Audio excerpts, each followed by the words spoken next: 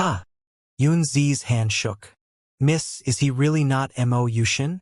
Is he Xiaoyun's husband then? He says he's Mo. Xiao Ling looked in shock at the bloody scene and the man who had a sword on his back.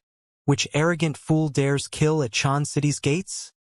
A furious voice sounded, and an old man appeared at the gates. You're from the Tai sect? Mo saw the old man's clothes and knew that he was from the Tai sect. He was a great heaven master and seemed a bit stronger than that elder Min, but he was still only at the great heaven primary stage. To him, that little strength was worthless. The old man sneered. You look a little like martial nephew Yushin, but no matter what, you must die. As soon as the man finished speaking, he saw Mo's sword fly up into the sky on its own, accompanied by a sword ray. Sword manipulation? The old man exclaimed in shock. Even great heaven peak masters couldn't do that. Only the legendary state above great heaven could allow you to achieve that. You're above great heaven. The old man could only say this before he quickly tried to hide, but no matter how fast he was, his arm was still sliced off like tofu. Mo had to congratulate the old man for his agility. Let me see how long you can hide. Mo controlled his flying sword again, and it was much faster this time. The great heaven master's soul was shattered while he was still screaming, "Don't attack. We can talk at dash." However, he could never utter that last word. 3 sword rays had cut him into 4 slices already. Yunzi looked at Mo with a pale face, while her heart was in a tsunami of shock. It was him indeed.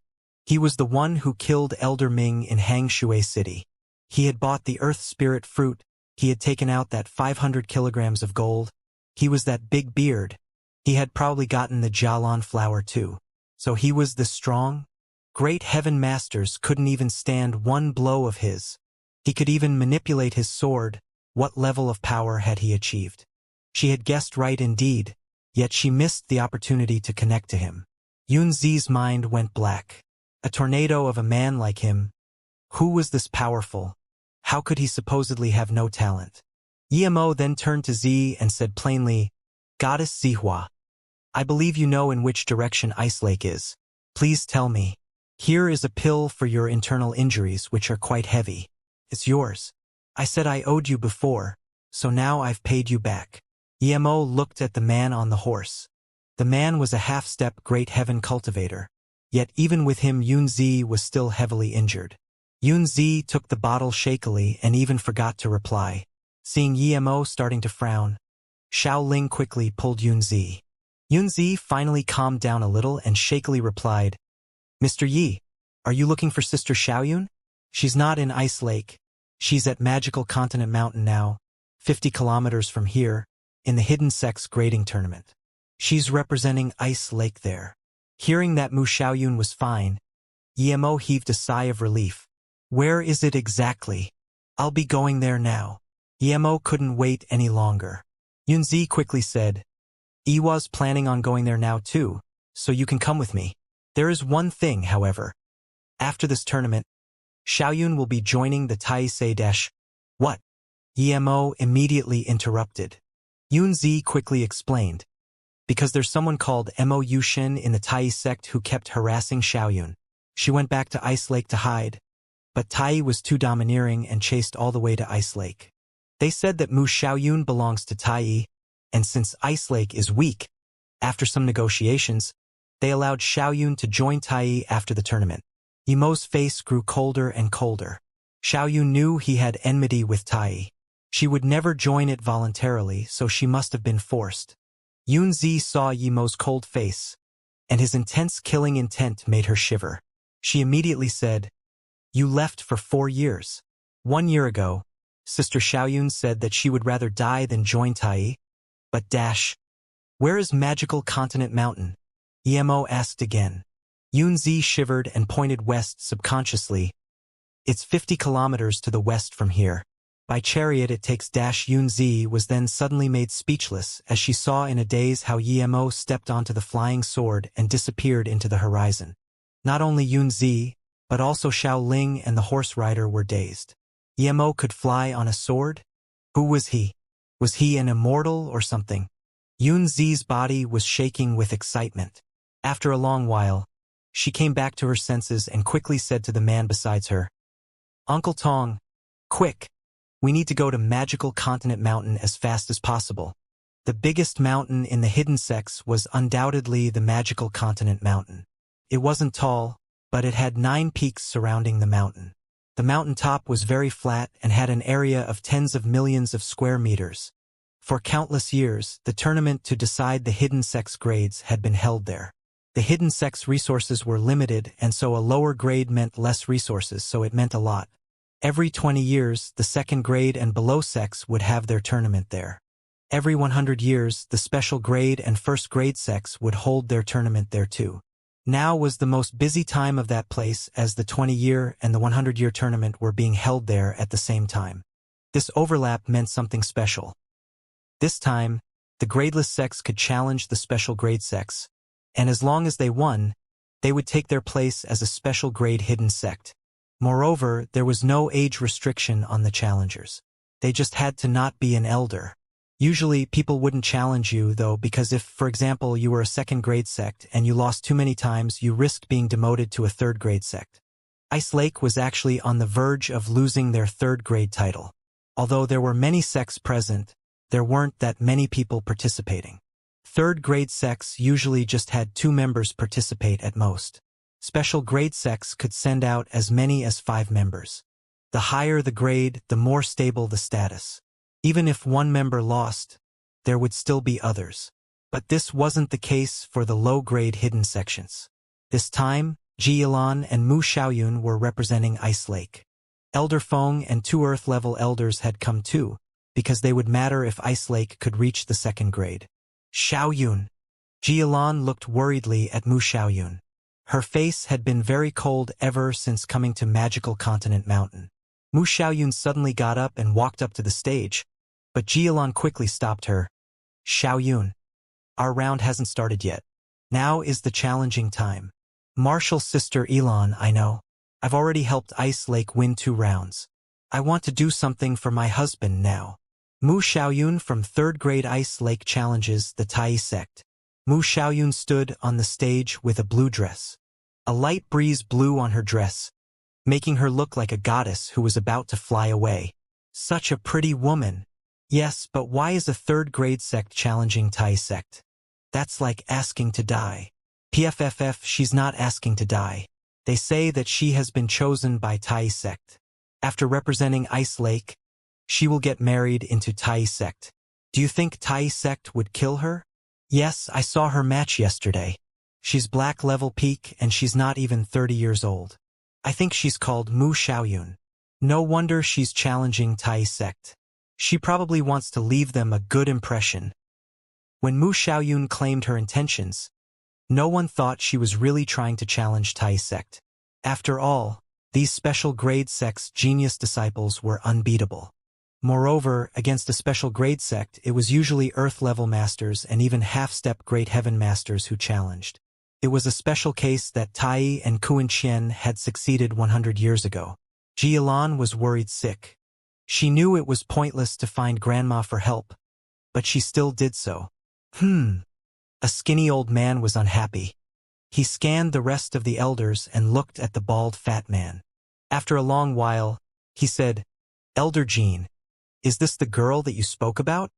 "Yes, Vice Sect Leader Qi." He acted cocky in front of others, but he would never dare to do so in front of the Vice Sect Leader. Vice Sect Leader Qi's tone was cold. "The first requirement for joining the sect is loyalty. This girl clearly hates our sect, and yet, you let someone like her join us." Elder Jean was at a loss for words. He quickly said, "She's my disciple's fiancée." He wasn't planning on marrying her. But when he realized she is a level 1 talent and saw her beauty, he changed his mind. So Elder Jean continued, seeing that Vice Sect Leader Qi didn't speak. "If Vice Sect Leader Qi doesn't think she's suitable to be our disciple, then she can just serve my disciple. We can't let her gain strength in Ice Lake either." Vice Sect Leader Qi nodded. Even if they couldn't take her as a disciple, they couldn't allow her to get stronger in Ice Lake and empower them. "Master, I want this Mu Xiaoyun. I want to see her on the stage. She reminds me of that girl I saw outside." A 30-year-old man suddenly got up and said at that moment. Hearing this, Vice Sect Leader Qi frowned. Yuan Zhong, you're too superficial. After all these years, you've only gone from the peak of the black level to the earth level primary stage because you spent too much time thinking about women. This man heard this and promised immediately, Master, I'm for real this time. If I can have this woman, I promise I won't go out with other women anymore. The reason I haven't been progressing much is because of the death of that girl. Vice Sect Leader Qi sighed. Don't mention that thing again. I feel uneasy about it. Master, you worry too much. Our Tai is one of the big three who would dare do anything to us. Also, it's been many years and nothing has happened. I promise, if I get that woman this time, I will give my best to cultivate. Yuan Zhong promised. Vice Sect Leader Qi clearly spoiled Yuan Zhong, but he just sighed. It's better to be careful. Still, this woman-Elder Jean saw Vice Sect Leader Qi look over and immediately knew what was going on. This made it hard for him, but before he said anything, the young man behind him moved forward. He saluted Vice Sect Leader Qi and said, Vice Sect Leader Qi, Mu Xiaoyun was given to me by my master.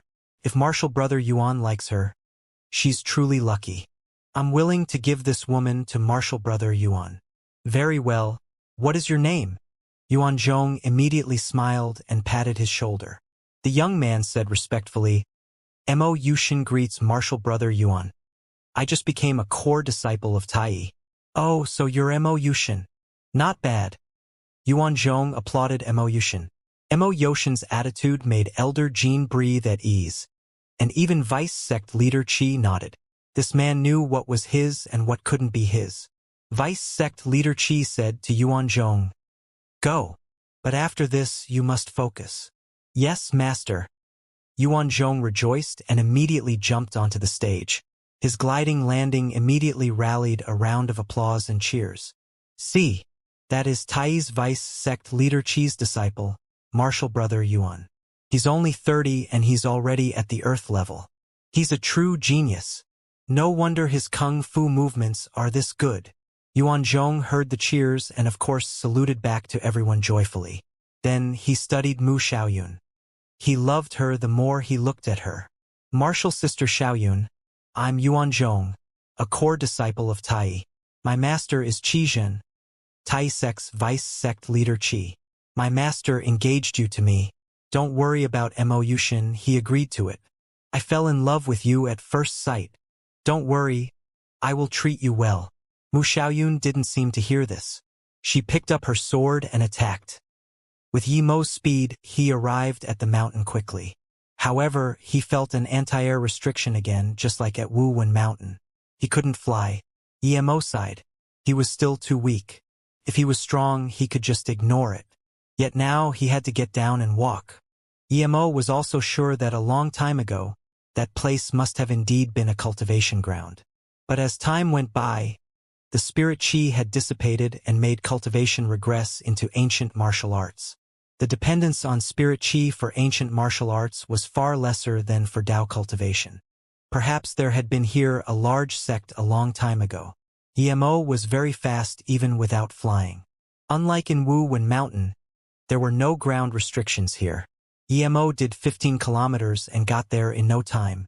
When he was at the bottom of the mountain, his spirit sense scanned Mu Xiaoyun attacking a man with her sword. She was just at stage 3 while that man was at the earth-level primary stage. Even for Yimo, that wouldn't have been easy when he was at stage 3-3. Mu Xiaoyun had 0 fighting experience. How could she be a match for her opponent? Thinking about this, Yimo sped up and darted like a whirlwind. He stepped on countless shoulders to reach the stage. Clank, Yuan Zhong blocked the sword. However, the fire sparks made Yuan Zhong understand that Mu Xiaoyun was trying to kill him. Such a beautiful woman, but she attacked so ferociously. This made Yuan Zhong want to conquer her even more. Watch my sword. Yuan Zhong knew that Mu Xiaoyun could block it for sure, so he only used 80% of his qi. But when the sword struck down, he and everyone else were dazed. Mu Xiaoyun seemed to be asking to die. She had forgotten to block the sword. Instead, she was looking away with joy and happiness. Mu Xiaoyun wasn't blocking. but Yuan Chong's sword was still hacking down. Everyone watching the match knew that Mu Xiaoyun's fate was sealed. Such a beautiful lady was about to be killed. Some of the spectators didn't even want to watch anymore and closed their eyes. Yuan Chong was shook as well. He didn't want to kill Mu Xiaoyun at all. He could only blame his poor luck. He finally met a girl he really felt something for, yet she was about to be killed by him. But before he could properly regret, he heard a clink sound, while he felt like his hand was a little lighter. He looked at the sword in his hand subconsciously and found that he was only holding a hilt. "Ye dear husband, is that you?" Mu Xiaoyun's eyes became misty. Ever since she starts cultivating the primordial fortune chant, her spirit sense had gotten amazing. Although she was only stage 3, her spirit sense nearly reached 1 kilometer. She hadn't even intentionally been scanning with her spirit sense but had just felt Yi Mo's chi. The husband she had been longing for day and night had finally come. She forgot that she was still on the fighting stage, as all her attention was on the person who half just appeared. As soon as her voice sounded, the figure of her dreams held her in his arms, embracing her with one of his powerful arms. Mu Xiaoyun was shaking while tightly hugging Yi Mo. "Yi babe, am I dreaming?" Mu Xiaoyun's voice was shaky. She didn't care about all the people watching her. She was just afraid that the moment she loosened her hand, Yi Mo would disappear. Yi Mo caressed Mu Xiaoyun's hair and said, "Xiaoyun, you're not dreaming." "I'm sorry, I'm late." "Yi babe, is this really not a dream?" Mu Xiaoyun looked up, verifying reality once more, and she saw Yi Mo's recovered face. In truth, she didn't even need to look. She only needed to feel the chi in Yi Mo's arms and see Yi Mo's eyes to know that the person in front of her was her husband. "My face has recovered," Yi Mo uttered. And Mu Xiaoyun didn't want to move anymore. Yi Mo patted her arm and said, "Xiaoyun, get up for now. I need to take care of this guy. How dare he try to kill you?" Mu Xiaoyun listened and got up, but still stood behind Yi Mo. Yuan Chong was looking at the sword hilt in his hand in shock. This sword was from the Forgery Hall's elite collection, yet now it was broken just like that. He couldn't believe his eyes. All he had seen was a white flashing light, and his sword was broken before he knew it.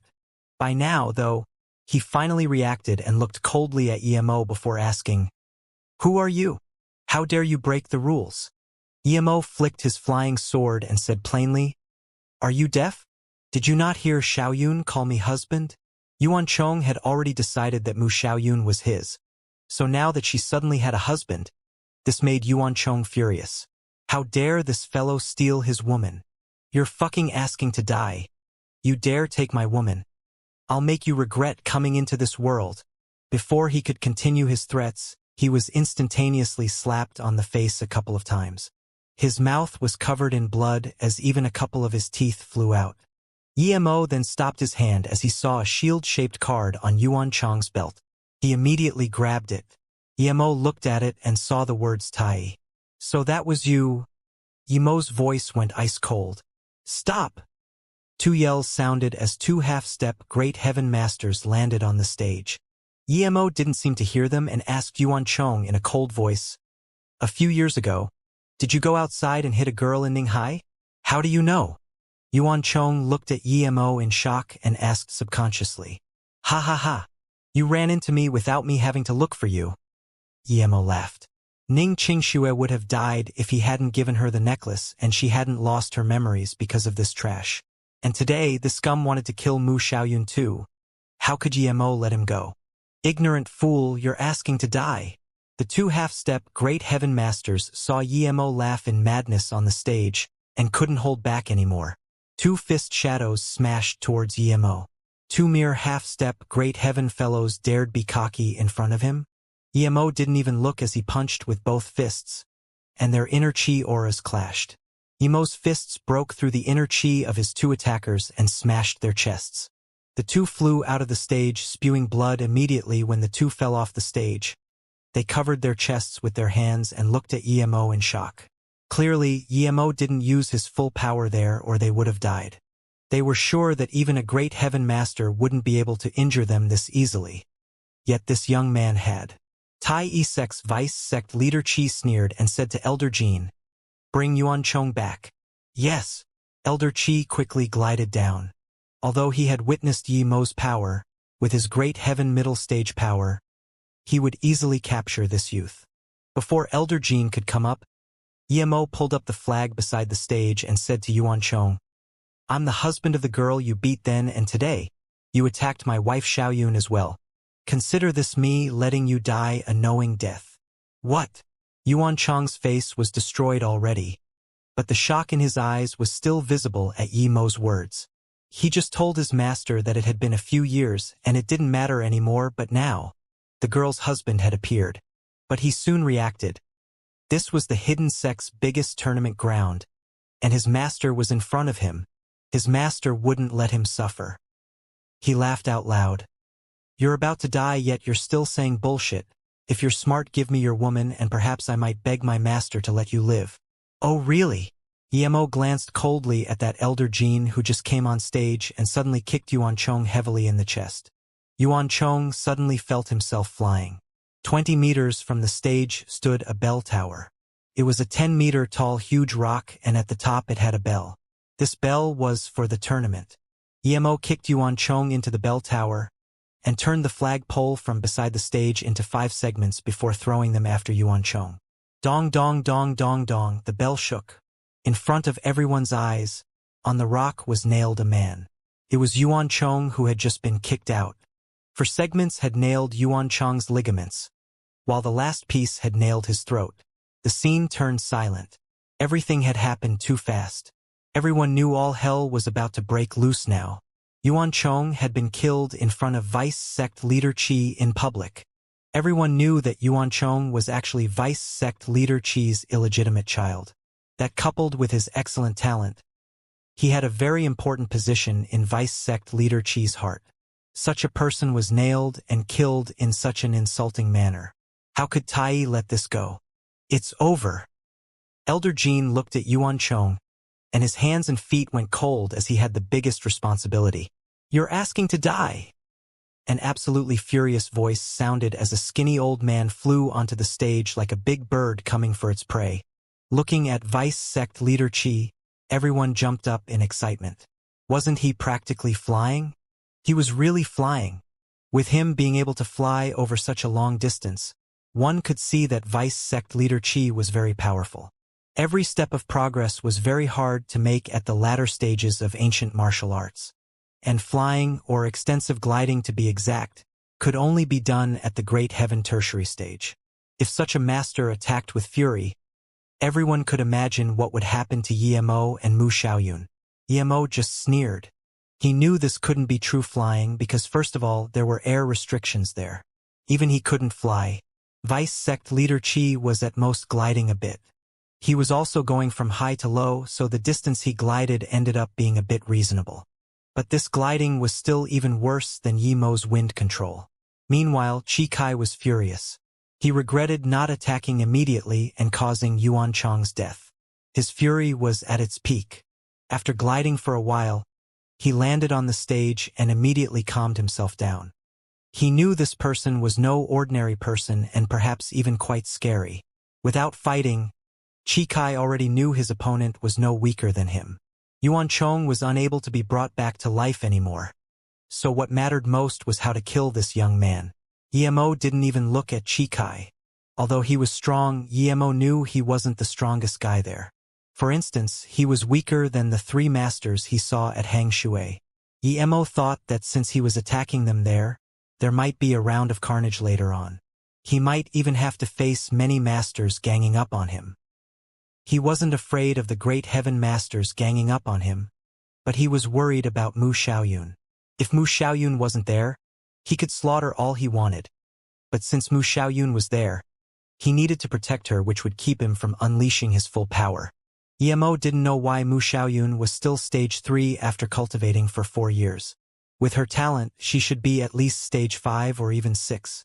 Although Emo really wanted to send Mu Xiaoyun away right now, he knew there were a few hidden powers lurking. If he moved, they would come stop him. One of them was the one who appeared in Hang Shui. Elder Jin saw Vice Sect Leader Qi come up himself, so he immediately stood on the side. He was worried that Emo might try to suddenly run away. When Chikai got on the stage, he calmed down and didn't attack immediately. He stared at Emo for a long time. Even if Mu Xiaoyun is your woman, you could have just taken her away. Why did you kill a Tai sect core disciple? Chikai questioned coldly. Emo looked up in shock. He thought this vice sect leader would attack him straight away, but the man had calmed down instead.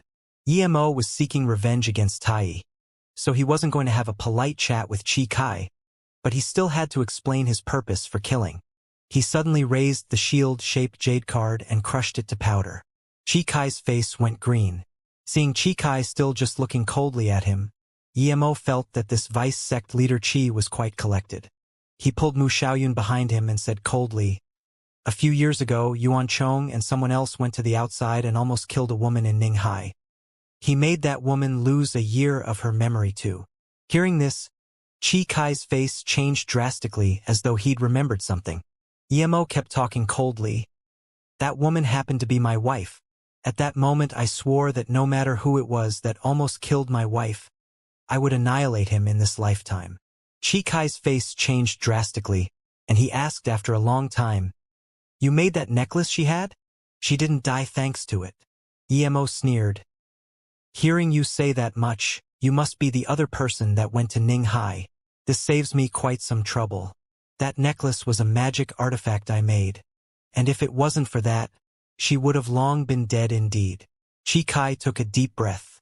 He wasn't that scared of Emo at the start, but after knowing that Emo made the necklace, he knew that he struck a hard enemy this time.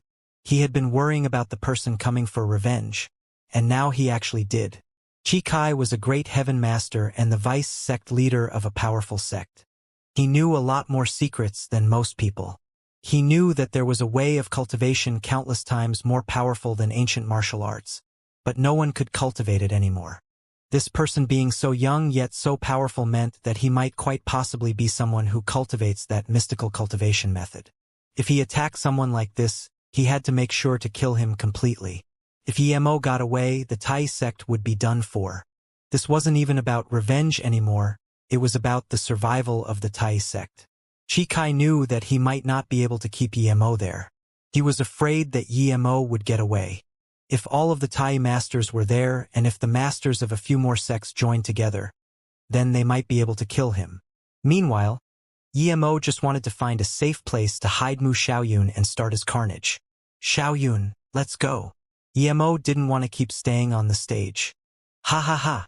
You underestimate us hidden sects too much if you think you can come and go as you please."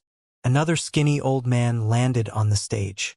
"It's Kuan Qian's Ling Wushui Qinbei," someone immediately muttered quietly.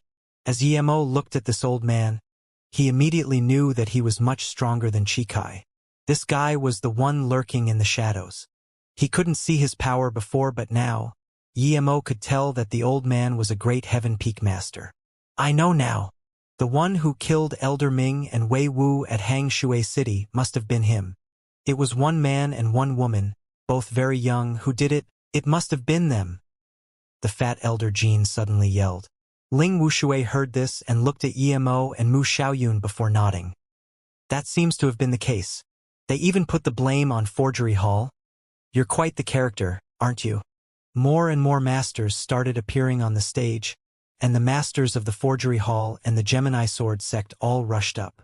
Qi Yoshin from the Gemini Sword sect glared at Emo, wanting to eat him raw. His son had been killed, and only today did he find the culprit. Emo said to Mu Xiaoyun, "Xiaoyun, I'm about to start a carnage here, so stay behind me and never leave me too far." Mu Xiaoyun nodded. Emo squeezed her hand and said, "Xiaoyun, don't worry. I was trapped in a place these last few years where I cultivated for the entire 4 years, so don't worry." Then, Emo suddenly yelled, "I, Emo, have a feud with the Tai sect. I'm here today for revenge. All irrelevant people, please move aside. When I attack, everyone who hasn't moved away will be my enemy. After the battle, I will make sure to visit your sects one by one as well." Many people started retreating, not because they thought Emo could win, but because they just had nothing to do with this. Ling Wushui laughed and said coldly, "I want to see how you're going to visit our sections. I'm Qian Kuan Sect's Great Elder, Ling Wushui. Don't forget to visit after you die. By the way, there's not only Chen Kuan sect here, but also Tai and Ci Hang Jing Mosque's great heaven masters are present. Ling Wushui's words aroused a fit of laughter. It was nothing but a pipe dream to think of running away from so many masters. Then, there was a sharp laughter.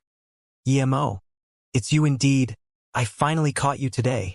EMO looked at the person who now also flew onto the stage, and his eyes went cold. It could be said that other than the young ancient martial artist, this was the person he wanted to kill the most in the small world. So it's you, Jesun, you witch. I wanted to find you too. How great! I remember your chest having two big balls of white, though why are you restraining them now? Or did some old ancient martial artist do that? Yemo laughed. Little animal, you're asking to die. Jesun cursed every time she thought about how Yemo ripped off the clothes on her chest and made her lose the most precious thing. Jesun was about to attack immediately, but then she suddenly seemed to remember something and stopped. There were so many people there, yet they were all just surrounding Yemo without attacking. If she went up first, perhaps it would end up benefiting someone else instead.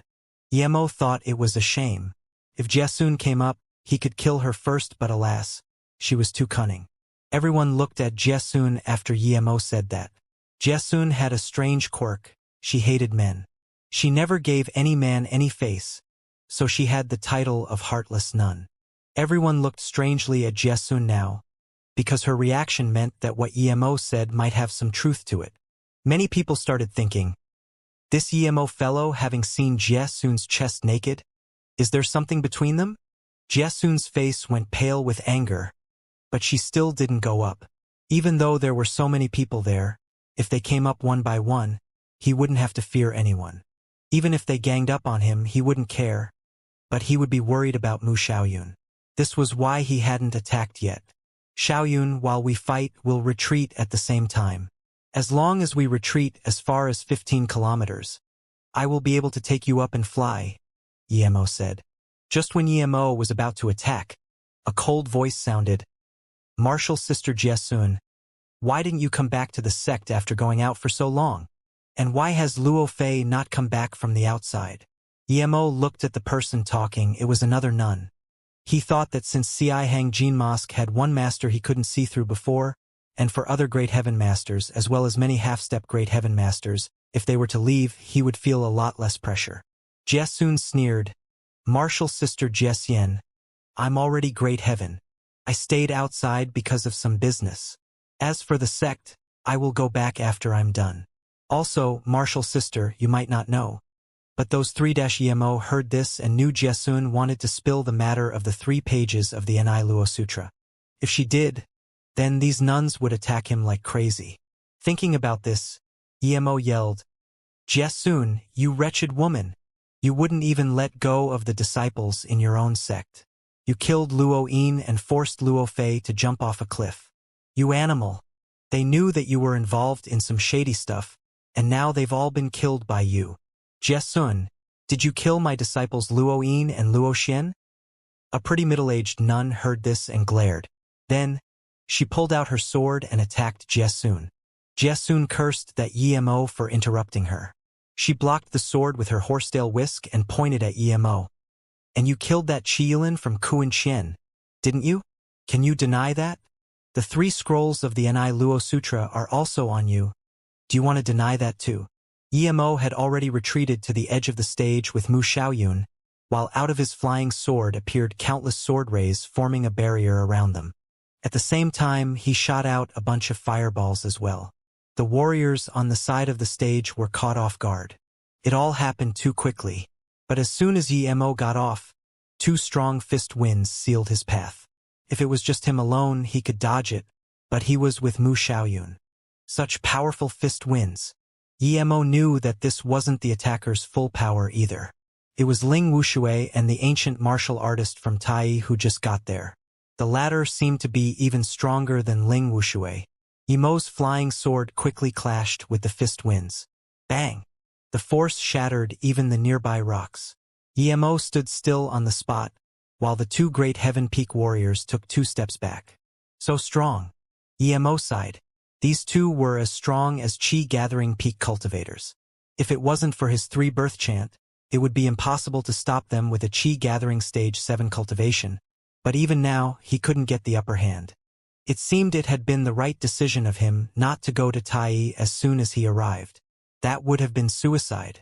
The difference between Great Heaven Primary Stage and Great Heaven Peak was this huge. It really shocked Emo. But his two opponents were even more in shock. They had never thought that there would be someone able to block both of their attacks simultaneously, even slightly taking the upper hand. Moreover, this young man had someone he was protecting beside him. Although they hadn't attacked with their full power, they had still used at least 70%. The two looked at each other and nodded. Emo saw excitement in their eyes. They were interested in what he cultivated. By this time, more people had reached them. At this moment, the nun Jiesian ordered, "All disciples of Ci Hang Jin Mosque, listen, come back immediately. Our main task is to bring Jiesun back. Martial Sister Jiesian, we need you right now. Us 3 sects are allies. How can you?" That Tai sect old man immediately commented.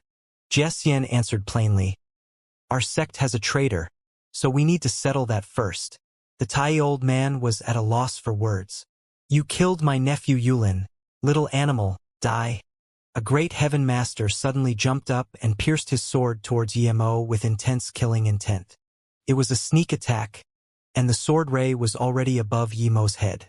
Emo sneered, however. He had no intention of even avoiding the attack. The flying sword in his hand vibrated upon being filled with his cultivation essence and turned it into a many-meter-long white beam which hacked towards his opponent's sword.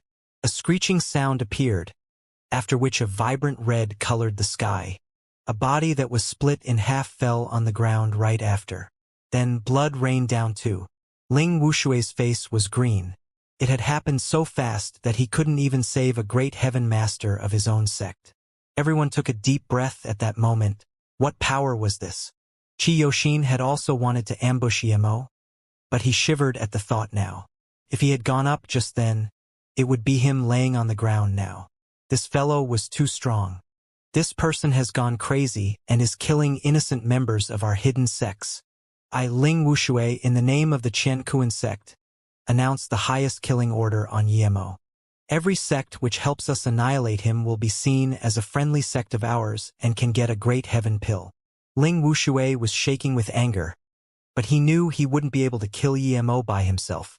The Tai sect old man also proclaimed, "I, Len Quan, in the name of the Tai sect, agree with Brother Ling. We still have countless masters coming for support as we speak, so no matter how strong this man is, he will die for sure. It is a matter of great importance for the hidden sects to hunt this man down. All those sects who leave and don't want to contribute to the hidden sects can prepare to suffer the consequences." The Tai old man was resorting to threats. Ha ha ha! A laugh of derision sounded, and an old woman flew over. Emo recognized the woman. It was Grandma Feng from Ice Lake. She glanced at Emo and nodded. "I didn't think there would come a time when my sight failed me. Not only are you a high-level herbal doctor but also a great heaven peak master. Elder Feng, your sect is also one of the hidden sections. This person is rampaging among the hidden sects, so for the survival of the hidden sects, I hope you can help us kill him. After this, I can promise Ice Lake will reach the 2nd grade, Len Quan said. Elder Feng looked at Len Quan in contempt. "Len, stop using wicked rhetorics to trick me. I feel disgusted. The reason why Ice Lake became a 3rd grade sect was all because of Tai in the first place." Elder Feng also looked at Ling Wushui and said, "And your Kuan Chen sect, you're all the same. Schemes and shenanigans. Ice Lake will not join this hunt. What will you do about it? Mu Xiaoyun is our Ice Lake's disciple after all. But even if she weren't, I can still leave whenever I want." Len Quan's face looked bad, but Ling Wushui actually calmed down quickly and just looked at Elder Feng coldly. Elder Feng then turned and said to Emo, "Emo, I know that you're a master, and even someone like me can't tell how strong you are. But no matter how strong you are, you can't be sure you will be able to protect Mu Xiaoyun from this many masters. She's my disciple, so if you can trust me, Let me take her and then you can focus on these fellows. How about it? Elder Feng, you're crossing the line, Len Quan yelled. But Elder Feng turned around and said, How? Is there anything wrong in me taking away my sect's disciple? If you don't agree, fight me. All right, go on then. But I don't want you to intervene in this any more than this. Otherwise, humph. Ling Wushui harumphed. He knew clearly that even with Mu Xiaoyun there, it would at most make Emo a little concerned. On the other hand, if Mu Xiaoyun was killed, Elder Feng would be on Yemo's side instead. Elder Feng seemed to have known it would be this way already. So she had turned to Emo and was waiting for his reply. Emo frowned. It would indeed be the best decision to give Mu Xiaoyun to a master like this woman. But Emo felt like the old woman wasn't simple. She wasn't just saving Mu Xiaoyun because she was an Ice Lake disciple. This was just Yemo's subconscious feeling though. But if he didn't give Mu Xiaoyun to her, Mu Xiaoyun would be in a tougher situation. Husband, I will go with Elder Feng. After you're done here, you can come find me. And if you don't make it back, I will accompany you, Mu Xiaoyun said. Emo sighed. Okay, Xiaoyun. Leave with Elder Feng. But don't worry, I will definitely come back to find you in Ice Lake. These people are no threat to me, so you just need to wait for me. Emo suddenly took out an aromatic pill and gave it to Elder Feng. Elder Feng, this is a top-grade medical pill which I made using many precious herbs. Can cure your wound. This is my thanks for taking care of Xiaoyun. Elder Feng rejoiced and immediately ate it without even looking at it. The pill melted in her mouth within seconds, and she suddenly felt her wounds start to recover already. Emo was a powerful herbal doctor indeed. What a good pill indeed. It's already melting in my mouth and doing my wounds very good. Many decade-old wounds were being cured right then and there. Elder Feng was overjoyed. Emo smiled. You're caring for Xiaoyun well? So you deserve it. This pill is called the Knowing Will pill. Although it smells a bit bad, it's good for internal injuries. I found the herbs in Wu Wen Mountain a few years ago. It can cure any internal injury, but it will take a day if you don't use your power to digest it. Mu Xiaoyun felt a bit strange about this. She knew that her husband had a pill called the Lotus Life pill that immediately removed all internal injuries. Xiaoyun, I've left some things with you. You need to cultivate it quickly. Okay? Emo had put the jade slip of the primordial fortune chant and a lot of pills in her ring already. Mu Xiaoyun regretted not cultivating properly now. If she hadn't spent all her time waiting for her husband, perhaps she would be stage 5 already. Emo nodded. Hold on. I'll make one more thing for you. Emo took out some ores and some pills, and with a few spins, they became a bracelet. Emo put it on her and said softly, This bracelet means that I'm always by your side. Don't take it off. Mu Xiaoyun agreed obediently. Everyone saw Emo casually create fire from nothing and make a bracelet in front of them and open their mouth wide open in shock. Len Quan and Ling Wushui's eyes couldn't stop flickering either. Seeing Mu Xiaoyun and Elder Feng leave, Emo then turned to Len Quan and Ling Wushui. All right, since you guys want to die, don't blame me. I will now turn this place into a bloodbath. Emo then released his killing intent, and it almost materialized, making many people shiver subconsciously. Wait, All Heaven sect, leave. This thing has nothing to do with our All Heaven sect. A voice sounded, and the All Heaven sect disciples all left. Master, Emo is also called Mo-ing, that friend of mine. Although I know I can't help him, I don't want our Shu Mountain Sword sect to attack him. As another voice sounded, Emo saw Lu Lei and nodded. He didn't care if the Shu Mountain Sword sect left or not, but Lu Lei being just an inner sect member and still daring to say this meant that he was a loyal friend indeed. Many sects actually wanted nothing more than an excuse to leave. So now that Lu Lei said this, the Shu Mountain Sword sect's elder immediately announced that they would be leaving as well. Many other sects started to leave too. Seeing more and more people leave, Len Quan roared in rage. Kill him together now. Then Ling Wushui and him both charged ahead. Chi Kai also charged along. The remaining people under the Tai Kuan Qian and Gemini Sword sect and of the Forgery Hall all charged towards Emo. In that instant, countless projectiles, Sword chi and fist chi all came hurling towards Yemo. Yemo rejoiced that he had sent Mu Xiaoyun away. If she were still there, he would only be able to choose a direction in which to keep running and go. But with Len Quan and Ling Wushui, he wouldn't even be able to run that far. But of course Yemo didn't want to run. They wanted his life, so they had to pay with their own. Yemo's spirit sense had gotten so strong that under his control, his flying sword could fly all over the place like there was no one there.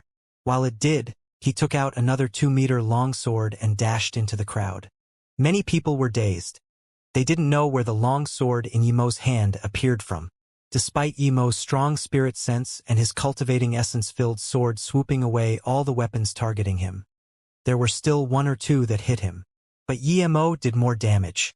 He knew that it would be impossible to kill Len Quan and Ling Wushui in a short time, so he could only kill the rest while avoiding Ling Wushui and Len Quan. With blood being shed and sword rays clashing, a few half-step Great Heaven cultivators' heads were sliced off by Yemo's long sword and smashed into the ground.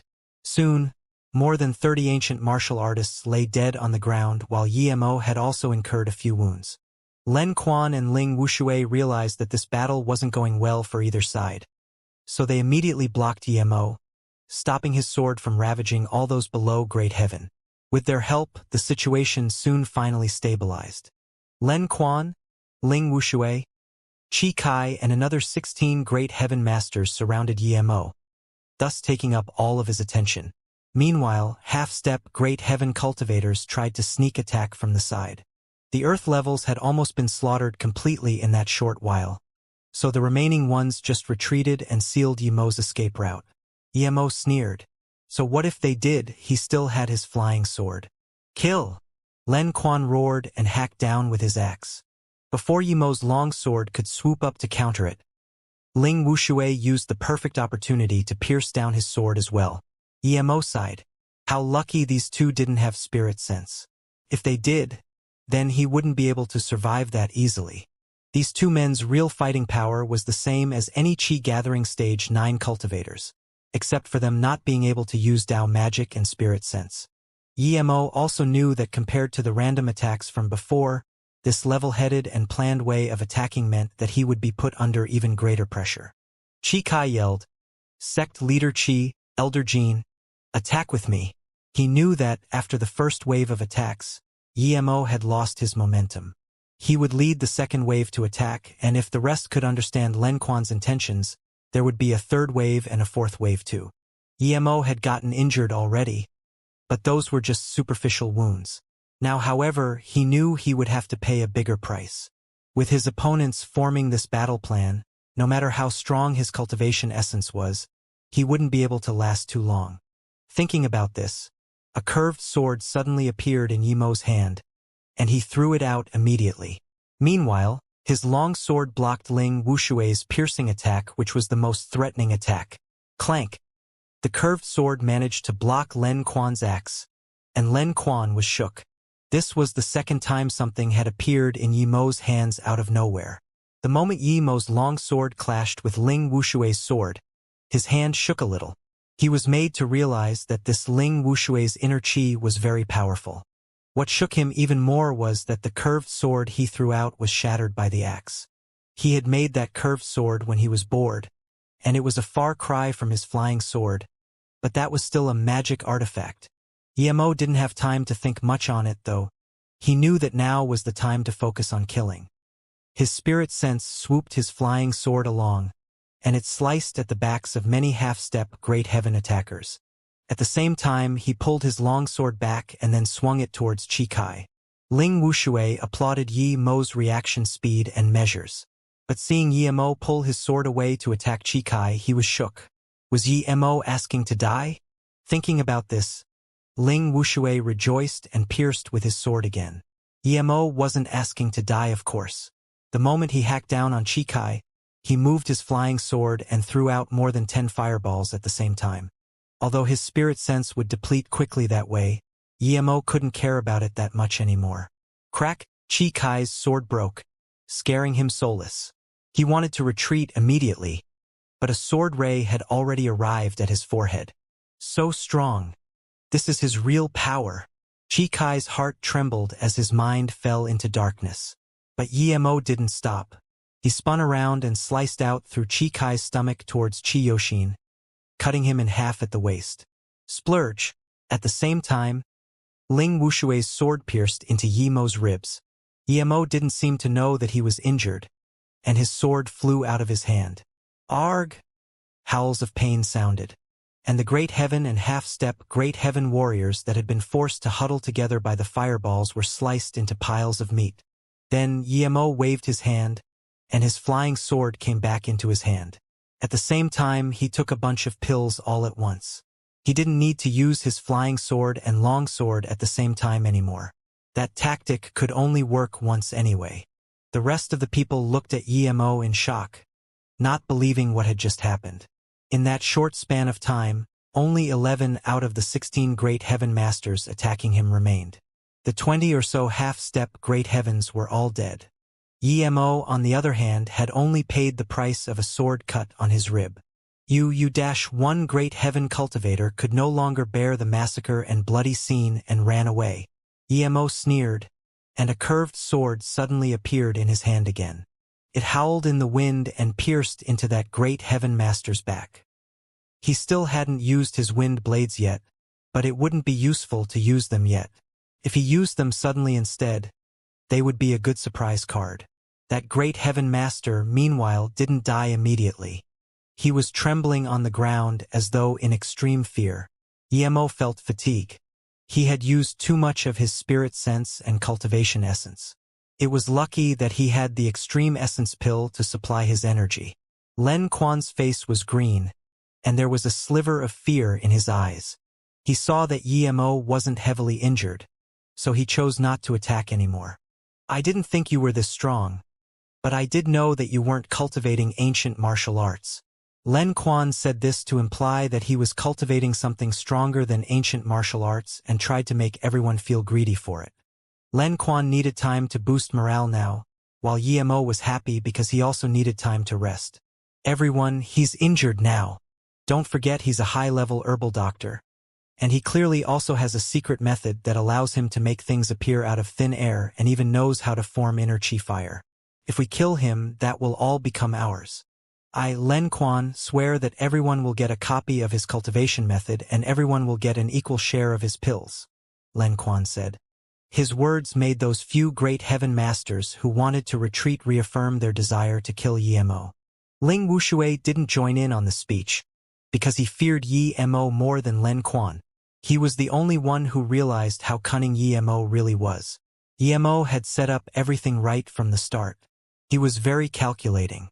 His series of actions meant that he had accurately predicted what his opponent's reactions would be, which not only required an astute mind, but also a great deal of fighting experience.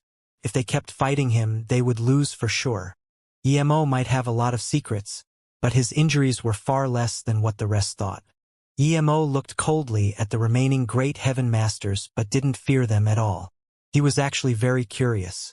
The news he'd gotten before was that there weren't too many Great Heaven Masters in the hidden sects. Yet there were so many here. What confused Yemo the most was that the difference in power between these different Great Heaven Masters was so huge. A few Great Heaven Masters' power was merely the same as Tan Jiao's whom he had faced in Beijing.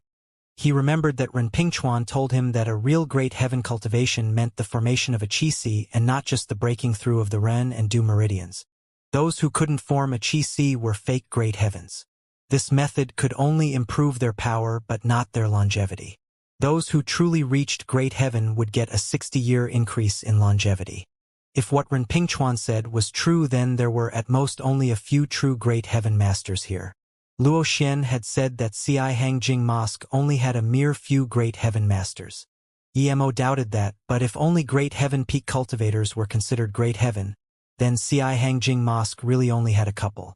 Yemo didn't think Luo Xian would trick him, so there had to be a proper reason for her evaluation. No matter what, the remaining 10 people present were masters amongst masters. Even the worst was stronger than Ren Pingchuan. After this time, though, Yemo had recovered some of his cultivation essence. Thankfully, they didn't know he had such powerful pills, and they were also scared after that last fight. In a moment, I will start the first wave of attack. Elder Hu and sect leader Lu, attack with me. Brother Ling, sect leader Wan and Elder Zhang, please be the second wave of attack.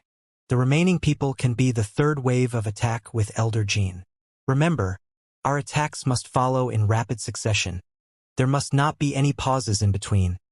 Len Chan was moving his lips and communicating telepathically. Emo sneered. He had already caught the content with his spirit sense. Hence, before they could start their attack, he sent out his flying sword. At the same time, Emo gifted Len Quan and Ling Wushui each with a few fireballs. His main target was Elder Jean, though. Since he was supposed to be the third wave, he wouldn't attack before Len Quan and Ling Wushui. They wouldn't expect him to attack first, so it was best to sneak attack now. Emo's flying sword formed thousands of afterimages and flew towards Elder Jean and the remaining 3 masters, and he shot out 2 fireballs at Elder Jean too. You're asking to die. Len Quan realized that Emo seemed to know his plan, since he was attacking Elder Jean first and was furious. While he chopped away the fireballs with his axe, he charged at Emo. Emo moved aside and dodged the axe, while he sent a punch towards the empty ground 3 meters to the left of Elder Jean. Ling Wushui's eyes narrowed. Why would Emo be willing to get injured instead of retreating just to send out this punch? He had a bad feeling, but he couldn't figure out why immediately. Slice? Len Quan rejoiced at the sound of his axe breaking through Emo's clothes, but at the same time, he saw that his axe only managed to scratch Emo's skin before he moved to the side. Blood spewed out nonetheless, but it was quickly stopped by Emo's cultivation essence. At the same time, a shabby figure appeared in front of Emo. Elder Jean had dodged the 2 fireballs, but hadn't expected an inner chi fist to be waiting for him. The fist force passed through Elder Jin's chest. Elder Jean looked at his chest, and there he saw a big hole. At this moment, Emo's flying sword spun around and happened to block Ling Wushui's sword. Ling Wushui didn't understand how Emo was always able to predict where his sword would land. Ling Wushui felt more and more fear. He got the feeling that no matter what sword move he used or how fast he was, this young man would always be able to immediately figure out where his sword was. Clank! Ling Wushui's hand suddenly felt lighter, so he immediately retreated in shock. His sword had been sliced into pieces. Only Ling Wushui knew how hard his sword was, yet it was still shattered. Emo went on to ignore Ling Wushui and waved his hand in the air. Invisible wind blades then surrounded the 3 warriors who had gotten injured by the flying sword. Splurge! The sound of a sword cutting into flesh appeared. No one saw where the sword was, but the 3 great heaven masters who were to attack together with Elder Jean were all gutted. Invisible sword chi! Ling Wushui and Len Quan shivered. Just how many more cards did this fellow have? After another round of attacks had passed, they had lost 4 people again. Only 6 people remained, while all Emo had paid for it was a faint wound on his chest. Len Quan's face looked bad, and he finally understood why Emo had been willing to take his axe. Ling Wushui's face was also pale. This was the second time he had been thoroughly seen outcalculated by this young man. Just how many fights had he been through to have such experience and calculations? Although everyone here was older than Emo, Ling Wushui felt that their combined experience didn't match Emo's. Emo ate a few more pills. He looked very calm, but he knew that although they had less and less people, victory would not necessarily be his. His cultivation essence was depleting rapidly, so in the next wave of attacks, he had to kill either Ling Wushui or Len Quan or he wouldn't be able to last long enough to see this through. His wounds weren't serious, but he wouldn't have enough cultivation essence. Emo, I know you're strong, but even if you kill all of us here, you're no match for the 3 big sections. My power is at most second best in the Kuan-Chen sect. Therefore, I would like all of us to stop here and pretend like nothing ever happened. Ling Wushui thought that if they continued fighting, they might really all die. Len Quan looked at Ling Wushui in shock. The other 2 great heaven masters saw this and couldn't hold on anymore, so they retreated quickly. The earth levels saw that even the great heaven masters were retreating and so they ran away too. Emo sneered and jumped up. He ignored Len Quan and co. and shot tens of fireballs and wind blades at the men who were trying to run away. Since they came, they wouldn't get to leave. 2 more great heaven masters and more than 10 earth levels were killed just like that. leaving behind nothing but mutilated and burned corpses. Len Quan and Co. all took a cold breath. This young man was too cruel. They weren't even allowed to run away, he wanted to massacre them completely. The magical continent mountain that should be bustling right now was instead completely quiet, and it was a silent and deathly atmosphere which filled the air. Emo turned around and looked at the remaining 4 great heaven masters. His face was the epitome of coldness and indifference, while blood was dripping from his body. Everyone now knew that the young man in front of them wanted to massacre them completely. They had witnessed the fate of those who ran away, so no one dared to run anymore. I originally only wanted to kill that Yuan Chong and Chi Kai, but since you guys wanted my life, pay for it with your own. After Emo said this, his flying sword turned into a sword ray and charged straight at Len Quan. He was set on killing Len Quan this time. But the next scene took everyone by surprise. Even Len Quan and Ling Wushui didn't expect they would both take the same action. But Len Quan and Ling Wushui both grabbed the Great Heaven Master next to them at almost the same time and threw them at Emo while retreating. They both wanted to run and both did so in the same way. The other 2 Great Heaven cultivators didn't expect masters like Len Quan and Ling Wushui to do this. So without being able to put up any resistance, they were thrown onto Yemo's flying sword. Blood splurged as the flying sword cut through them at their waist. Emo didn't care about Ling Wushui and just controlled his flying sword to stop Len Quan. Len Quan cursed at Emo coming for him first but facing the flying sword. He could only watch as Ling Wushui got away while he had to stay and even try to stop Emo to his benefit. Meanwhile, Emo knew clearly how his condition was. His injuries weren't serious, but they weren't light either. The main thing was that his cultivation essence was heavily depleted even with all the pills he ate. Even if he didn't want Ling Wushui to leave, he couldn't stop him anymore. In fact, if Ling Wushui had stayed and helped this Tai sect old man fight him to the death, the result of that would really be hard to predict. Little bastard. I'll fight you to death. Len Quan gathered all his inner chi and hacked at Emo with his axe. This axe contained almost all of his inner chi. Emo sneered. This cultivator had probably started cultivating only halfway through his life, because he used a pretty unorthodox weapon. Emo also channeled his cultivation essence into his flying sword and clashed with the axe again. But it didn't leave any marks. Thud Emo was forced many meters back by the huge power of the axe and spat a mouth of blood for the first time in the battle. Len Quan was surprised at the sight. So many people had been attacking Emo and he hadn't spat blood. Yet he simply used his full power and attacked him once and Emo spat blood. This was very strange. But when Len Quan thought about it, he immediately understood. Emo was strong, yes, but he was at the end of his means by now. Ha ha ha. Len Quan laughed hysterically. He wasn't laughing because he was certain he could take out Emo. He was laughing at the fact that the remaining 6 of them didn't work together. If they had, perhaps Emo would be long dead already. But they only cared about running away, which eventually just benefited Emo. Even if it was only Ling Wushui and him left, they might be able to take Emo out. But now it was all too late. Ling Wushui had run away, and he was by himself. He couldn't take on Emo alone. Emo ate another Lotus Life pill and didn't intend to retreat at all when Len Quan charged at him. He knew what Len Quan was thinking just by looking at how he was charging at him like a madman. Flying sword and huge axe clashed again, and he took a few steps back.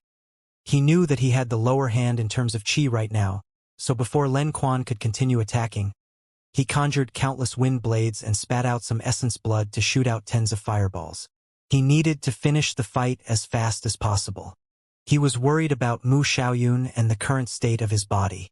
Len Quan spun his axe around like a windmill, creating a strong chi swirl that broke apart Emo's wind blades and fireballs. Emo ate the last essence chi pill he had and sent out even more fireballs and wind blades. Len Quan was furious about the way Emo was fighting, but he couldn't get out of the wind blade and fireball barrage. Len Quan knew that if this continued, he would die for sure. Cruelty showed in his eyes as his chi-si expanded. The inner chi swirling around him intensified, rendering Emo's wind blades and fireballs unable to get close to Len Quan. Emo couldn't help but rejoice that his battle plan from before had been correct. He had avoided Len Quan and Ling Wuxia, making the two fear him and lose the will to fight. If they hadn't run and had instead stayed to fight him to the death, he would have been in real danger. Len Quan quickly jumped many meters into the air after slashing away the magic skills and hacked down towards Yemo's head. He was really at his limits now and had almost no power left. Yemo was shook. He didn't think Len Quan would still have such a powerful attack left. But from the wounds he had, Yemo could tell that he had also paid a price to get out of his wind blade barrage. Yemo caught the axe with his flying sword and gathered all the cultivation essence he had before punching it towards Len Quan. Yemo thought that if Len Quan dodged that and he used his wind blades to hurt him again right after, he should be able to take Len Quan's life as soon as his flying sword was free. But Yemo was obviously overestimating Len Quan. Len Quan had used up all the inner chi he had. He couldn't dodge the attack at all, and he had to use inner chi to glide in midair. Thud, the fist wind struck Len Quan's chest head-on. Flesh flew all over the place as Len Quan's body was turned into a bloody mist. Yunzi was very fast, yet even before she arrived at the mountain, she already saw people running away everywhere. When she stopped someone and asked them what was going on, she found out that the big sects were ganging up on Yemo and that they were having a heaven-shaking battle. Yunzi knew that Yemo was strong, but she also knew what sort of place Magical Continent Mountain was and how many masters would be there now. But she wasn't too worried about Yemo as she knew he could fly. If he couldn't beat them, he could just fly away. When Yunzi got to the peak, though, she was shocked by the scene. There were bloodied bodies everywhere, and the fight seemed to be still going on. Yemo didn't run away? This was her first thought. But as she walked a bit further, she just happened to see the scene where Yemo beat Len Quan into a bloody mist. Yunzi was shocked. She knew Len Quan's power all too well. Even though her father was at the Great Heaven Peak, even he might not be able to beat Len Quan. Yet such a powerful person was beaten into a bloody mist by Yemo. And when she looked a bit further, she was stunned by the countless Great Heaven bodies lying there. She knew many of the faces: Chikai, Elder Jean, the sect leaders of the Forgery Hall and Gemini Sword Sect, etc. Those dead on the ground were all either Grand Elders or sect leaders. All these renowned people had become mere bodies, and some didn't even have a body left. Great Heaven Masters. Any one of them could dominate the world. Yet here, she saw their bodies piled up. Yunzi shivered and subconsciously looked at Yemo with fearful eyes. Yemo was motionlessly standing amongst the bloody bodies with his sword in hand. There was blood all over his body, some of it even dripping down from his hair. He was this powerful? Even when so many Great Heaven Masters tried to kill him, he killed them all instead. Yunzi felt like Yemo was a slaughter god, a war god, like he could do anything. Meanwhile, Yemo's cultivation essence was all used up and his spirit sense was heavily depleted. The reason why he was standing still was to gather some cultivation essence. He saw Yunzi as soon as she came up, but just hadn't moved. Once he recovered some cultivation essence, he looked at her and said, "Come over, Brother Yi." Yunzi quickly went over. Life was like this. Although she hadn't voiced it before, she had shared Xiaoling's perspective too. They thought that Moing was the dung that the flower which was Mu Xiaoyun was planted in.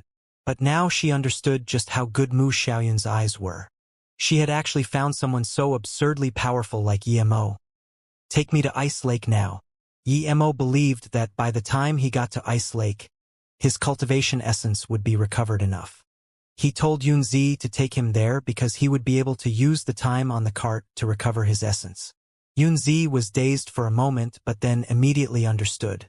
She rejoiced and nodded. "Yes, Brother Yi, I'll take you there now."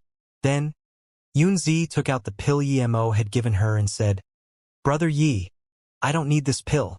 Yemo looked strangely at her and said, "Your internal injuries are not light. If you don't eat this, you might get worse or even lose your power." Yunzi looked dejected and said, "Brother Yi, you promised that you owed me, so I want you to do something else for me." Yemo waved his hand. Although Yunzi was pretty, he didn't like her little calculations. "Just eat the pill. As long as you take me to Ice Lake, I'll help you do another thing after I'm done there," Yemo said plainly. Yes, brother Yi. Yunzi was smart enough and didn't mention the pill anymore. Emo picked up Len Quan's axe. He felt it was very extraordinary. His flying sword had had his cultivation essence attached to it yet had still been unable to do anything to this axe. Emo didn't have the time to look at it now, though, so he just threw it inside his ring and went inside Yunzi's cart. Yunzi saw with her own eyes how Emo turned a huge axe into nothing and was shaken even more. She became more fearful of Emo and wondered if she should have called Emo Chenbei. She quickly cast those thoughts aside, and when they got to the bottom of the mountain, she told that half-step Great Heaven Man and Xiao Ling to wait for her at Chan City, while she manned the horse and took Emo to Ice Lake. Emo didn't know why Yunzi did this, but he didn't care. Grandma, thank you. Mu Xiaoyun was very grateful to Elder Feng while sitting on the cart to Ice Lake. If it wasn't for Elder Feng, she would be dead weight to her husband. If she caused her husband's death, she would never be able to forgive herself. Elder Feng smiled. Xiaoyun, you'll always be an Ice Lake disciple in my heart. Although I agreed to send you to Tai after the tournament, I was just tricking them. Now that your husband is back, I can rest easy. I treat all Ice Lake disciples the same. Inside the cart, when Fei Qin and Qi Shua heard this, they looked very grateful too. Jialan immediately said, Yes, Xiaoyun. Don't worry. With Grandma here, Ice Lake will be fine and so will you. Elder Feng's cart was very quick, but after 2 hours, Mu Xiaoyun noticed that the direction it was headed to wasn't Ice Lake. Just when Mu Xiaoyun wanted to ask something, Elder Feng took the cart into a hidden valley. Coincidentally, at this moment an ordinary warrior saw the Ice Lake cart and quickly hid on the side. He only got up after the cart was completely in the valley and patted his chest. I should leave if I happen to see some of the hidden sex matters. I'll be dead for sure. Grandma, is this another post of Ice Lake? Jialan asked in Mu Xiaoyun's stead. Elder Feng nodded and made the cart go faster. Auntie Miao and Elder Luo don't seem to be here, Fei Qin said. Elder Feng didn't speak, but Jialan explained. Grandma is probably worried about Xiaoyun, so she took us here first. Auntie Miao and company should be fine. Who knows if someone will try to do something to Xiaoyun once we get back to Ice Lake. Hearing this, everyone immediately understood. After another hour passed, the cart left the valley and came to a rather flat, open area.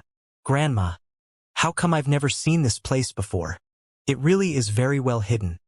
Everyone got off while Jialan gave a comment. Well, you'll know everything later. We need a few more posts in order for Ice Lake to grow bigger. Elder Feng then took out 5 white stones and looked at a direction before throwing them out. The stones landed in 5 different spots. Mu Xiaoyun was shook. These stones were spirit stones. Grandma had this many? Grandma, did you just throw chi stones? Ji Ilan recognized the stones and exclaimed. She knew how precious they were. Even if Ice Lake gathered all their wealth, they might not be able to buy one, yet Grandma just threw 5. Elder Feng didn't reply, but the plain mountain wall suddenly opened revealed a passage. Ji Ilan and the others were shocked. Elder Feng said plainly, This tunnel will only be open for a short time. Everyone get on the cart quickly, we'll be going in. No one knew why the elder had hidden this place at such a huge cost, but they simply followed. As soon as they went inside, the tunnel quickly closed. On the outside, it had gone back to nothing but a mountainside again. This was too magical. Elder Feng didn't talk as she led the 4 into a stone room. To everyone's surprise, there was a clean room inside. It was a round-shaped room. There was nothing in there except for 5 odd-looking sinks near the wall. There were many strange markings on the ground too which seemed alive at first, but upon further investigation, they just seemed like ordinary markings. Elder, do you come here often? Jialan was surprised at how clean the stone room was. Elder Feng walked to a wooden chair and sat down before shaking her head. No, this is the second time I'm here because every time one wants to enter this place, 5 chi stones need to be used up. Took me more than a decade to gather these 5. This stone room contains a big secret. I was planning on helping you become a 2nd-grade hidden sect first and then leave Ice Lake to investigate this room. But due to Xiaoyun, I could only come earlier. A pity about my chi stones. Mu Xiaoyun frowned.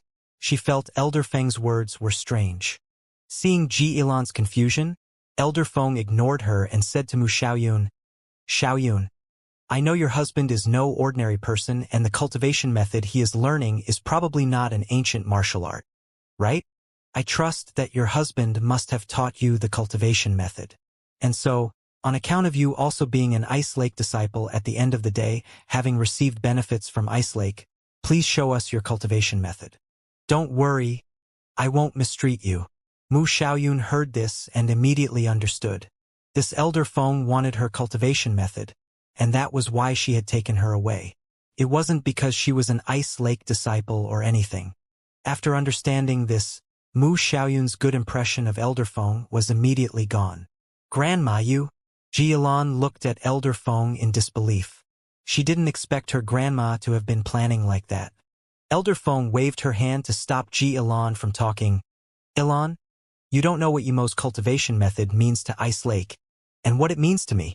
According to legends, a long time ago, people didn't cultivate ancient martial arts on magical continent, but something that can allow you to fly, control the weather, and even attain long life. But after countless years, only ancient martial arts remained, and ancient martial arts then even reached a bottleneck. We can't surpass great heaven. Then, Elder Feng said to Mu Xiaoyun, Xiaoyun, I've been watching you for a long time. In the 4 years you stayed at Ice Lake, you haven't actually cultivated for more than a year, and what you're cultivating isn't the Star Rain cultivation method. Yet you progressed so fast that I didn't dare believe it. I didn't understand why, but after seeing your husband today, I guessed that you never cultivated in the Star Rain cultivation method from the beginning. You used something else to imitate the Star Rain cultivation method, right? Ji Ilan looked at Mu Xiaoyun in shock. She had reached the black level peak with only 1 year? This was too shocking. Mu Xiaoyun's tone was a little cold as she replied, Indeed, I haven't cultivated the Star Rain cultivation method but have been cultivating what my husband gave me. However, without his permission, I would never give it to anyone.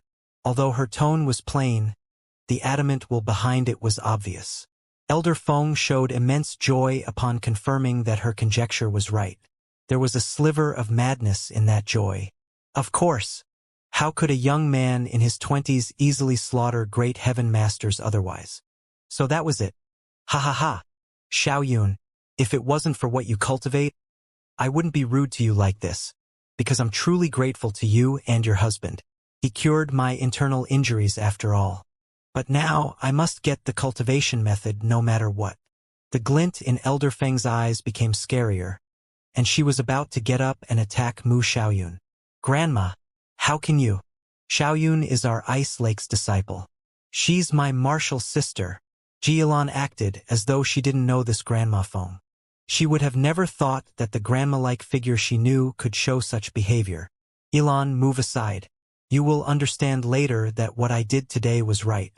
No one can stop my will, because you can't possibly imagine what that sort of cultivation method means. Elder Feng's face became scary, and she pushed Ji Ilan aside. Mu Xiaoyun took a few steps back and suddenly gave Elder Feng 6 spirit stones. Elder Feng, I know you need chi stones. I have 6 here. They're all yours.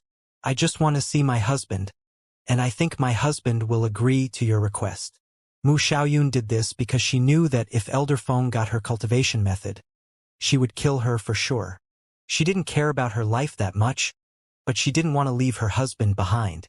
When Mu Xiaoyun subconsciously took out the spirit stones like that, Elder Feng was dumbfounded. Her body started shaking with excitement, and she threw the chi stones to the ground. She said shakily to Mu Xiaoyun, You have the storage ring? The legendary spatial ring. Such things really exist? Ha ha ha. It's all real. Mu Xiaoyun was dazed. She was just trying to stall for some time, yet her action made Elder Feng only more crazy. Looking at Elder Feng's hysteric state, Ji Ilan came up again with tears and stood in front of her. Grandma, Xiaoyun is an Ice Lake disciple. If you need her cultivation method, you can ask it from her husband, Grandma. Piss off. Elder Feng had completely gone mad and slapped Ji Ilan away. Only she knew that she wasn't mad at all. She was just shaking in excitement. With the magical ring and this cultivation method, perhaps she could become the #1 cultivator of the magical continent. The Tai and Kuan Chen trash would never know why she had taken Mu Xiaoyun away. But if they did, wouldn't they jump off a cliff in regret? Elder Feng slapped out towards Mu Xiaoyun. She was gonna knock her out first and take her spatial ring. Perhaps the cultivation method was in there. But before her palm reached Mu Xiaoyun, a faint light barrier shot out from Mu Xiaoyun's wrist. Crack, the barrier broke. And then a faint blue mist started to emanate, soon covering the entire room. Elder Feng was dazed for a moment but quickly grabbed at Mu Xiaoyun again. But as she wanted to gather her inner qi, she felt a sudden tearing pain in her meridians. She couldn't use any inner qi at all. Elder Feng was shook. Mu Xiaoyun was a black-level peak warrior. If she couldn't use her inner qi, Mu Xiaoyun would be easily able to kill her. Mu Xiaoyun's heart pained when she saw her bracelet break. Her husband had said that this bracelet was akin to him being by her side. Yet now Elder Feng had broken it. This made Mu Xiaoyun furious. Without thinking, she took out her flying sword from the spatial ring and moved to kill Elder Feng. Elder Feng saw this and was worried, so she kicked one of the spirit stones under her foot at Mu Xiaoyun while hurriedly retreating. Click! The spirit stones landed in one of the sinks as she just left the room. Then, the other 4 sinks made a buzzing noise, and the remaining spirit stones were sucked in too.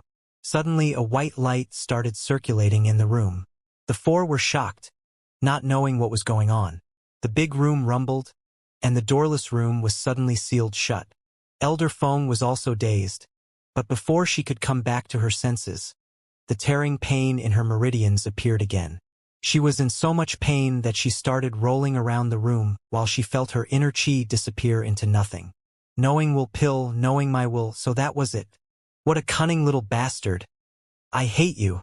Elder Feng writhed and convulsed on the ground. She finally understood what Yemo had done when he gave Mu Xiaoyun to her. If she attacked Mu Xiaoyun, the bracelet would spew that herbal smoke, and because she had taken the knowing will pill, the two combined into something that rendered her completely powerless. By the time Yemo woke up again, all his cultivation essence had recovered. His spirit sense had also recovered completely and even improved a little bit. With a few cleansing spells, all the blood from Yemo disappeared. Brother Yi, we have arrived at Ice Lake. Yunzi's voice sounded. After Yemo had entered the cart, he hadn't made a sound for a whole day and night. But Yunzi didn't dare wake him up before they arrived at Ice Lake. Okay. Yemo answered and dashed through the Ice Lake sex entrance like the wind and disappeared. Who goes there? Stop. Someone immediately stopped Yemo at the door to the core hall of Ice Lake. Yemo scanned his spirit sense out and his face changed. Mu Xiaoyun wasn't there. He didn't see Elder Feng either. 3 figures quickly appeared before Yemo. Yemo knew 2 of them, while the other one seemed to be an elder.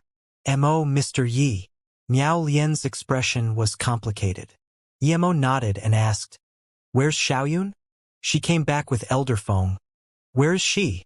Miao Lian quickly said, Grandma hasn't returned.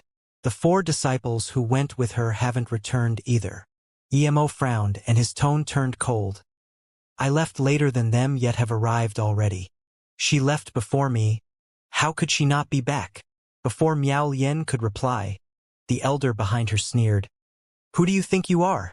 Does Elder Feng need to report to you when she comes back? Yemo replied plainly. I just want to ask where my wife Xiaoyun is. I don't care about other people. Mu Xiaoyun? She's just a mere disciple of Ice Lake. Even if you are someone important to her, what right do you have to be asking questions here? Piss off. This isn't a place you can come as you please. This elder didn't seem to like Yemo and was even about to attack him. Miao Lian was worried. This elder had only just come and didn't know about the events of Magical Continent Mountain yet. Since Yemo was here, it meant that he had won the battle. She quickly stopped the elder and said, Elder who? We can talk it out. Yemo's tone went cold. I'll ask one more time. Where's Mu Xiaoyun? Where is Elder Feng? This elder who woman sneered again. In what way do you have the right to ask where Elder Feng is? You're just an insect. I've always despised that Mu Xiaoyun she receives such large amounts of our sex resources, and all she does is stand on that ice lake gazing into nothingness. Are you the little bastard that made her so horny? Since you're so cocky, I'll dash. She suddenly stopped talking as Emo waved his hand and a line of blood appeared on her neck. You! The elder pointed at Emo in horror. This young man was so terrifyingly powerful? She didn't even know how he had attacked her. Miao Lian was dazed at the scene for a long while. An Earth-level elder was killed just like that without being able to put up any resistance. Meanwhile, Yemo's heart was burning with worry. How could he hold back his temper when this woman kept insulting Mu Xiaoyun? He now knew that his prediction had been right. That Elder Feng had been planning something, but he could only give Mu Xiaoyun to her then, because she would have been dead if she had stayed with him. He had made some preparations for Mu Xiaoyun, however. If Mu Xiaoyun's bracelet was broken, a mist would come out. Ordinary people would be fine smelling it, but those who had eaten the knowing will pill would have one ingredient in the pill neutralized, and the whole pill would become huge poison that corrodes the meridians. Emo believed that if Elder Feng dared do something to Mu Xiaoyun, she would take his blow. If she did, the others wouldn't dare touch Mu Xiaoyun, because only he could remedy the poison. If Mu Xiaoyun died, Elder Feng would die too. But when Emo came to Ice Lake, he couldn't pick up on Mu Xiaoyun with his spirit sense, or sense the spirit sense mark he had left on the bracelet. That was why he was so worried. Mr. Yi, Elder Feng truly never came back. Our cart was behind her cart, and we've been back for many days, yet she still isn't back. We don't know where she went, another sect member said. He knew from Yemo's killing intent that it would be all too easy for him to slaughter all of Ice Lake. Yemo's heart sunk. He was scared of hearing this the most. Elder Feng not having come back to Ice Lake meant he had lost all leads. No, he had to find her. Yemo didn't want to waste his time at Ice Lake anymore, so he turned around to leave. But after a few steps, he turned back and said with a cold voice, I want everyone presently in Ice Lake to leave right now. Before I find Xiaoyun, you must not get near Ice Lake at all. Or else, death. Miao Lian and the other sect member shivered at the killing intent behind Yemo's words.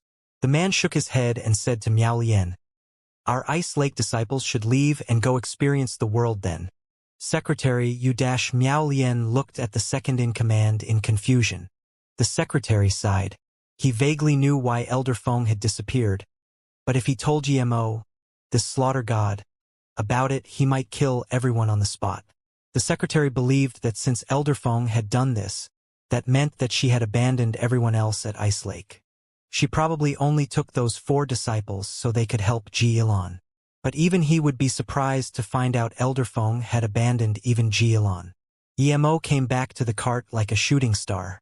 Seeing that Yunzi was still there, he immediately nodded to her and said, Tell me the path from Ice Lake to Magical Mountain.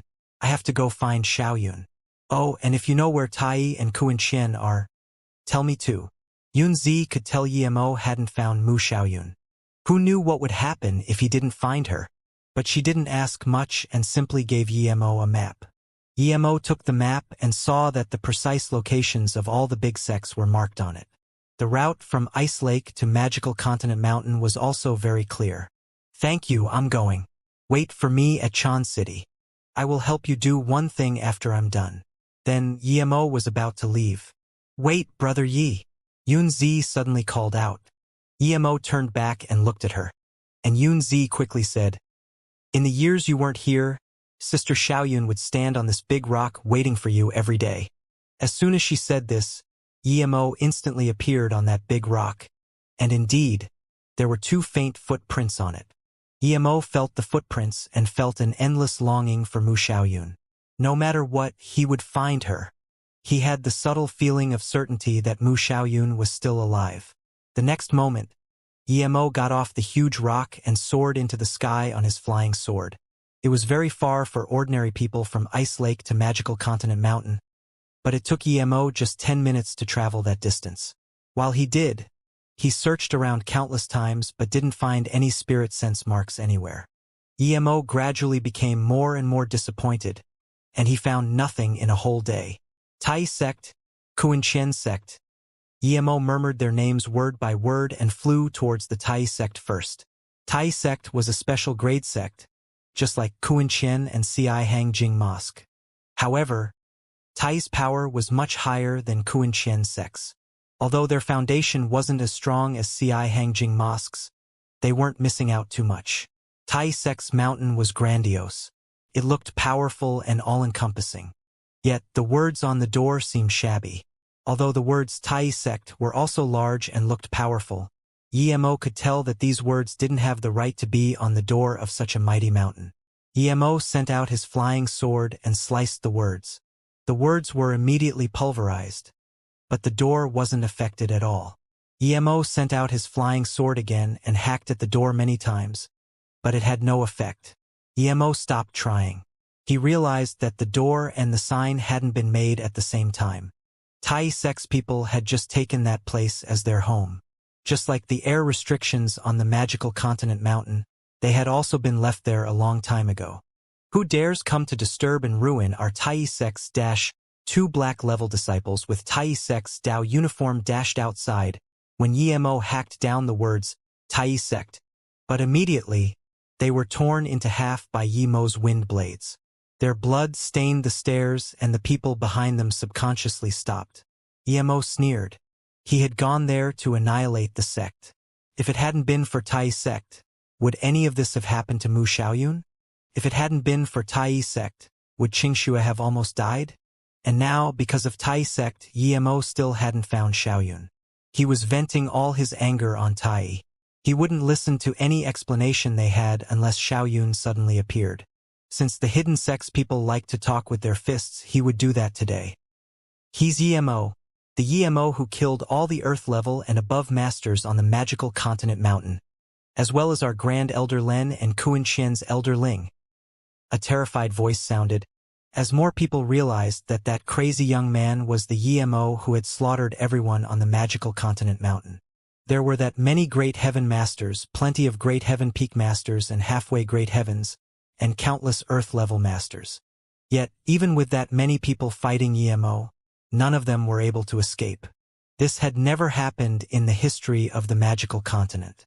However, Emo knew that at least Ling Wuxia had escaped. Emo will annihilate the Tai sect. All of those who stay in Tai will be killed. If you want to live, take off your Tai Dao uniform, spit on the ground and trample on it. Only then can you leave.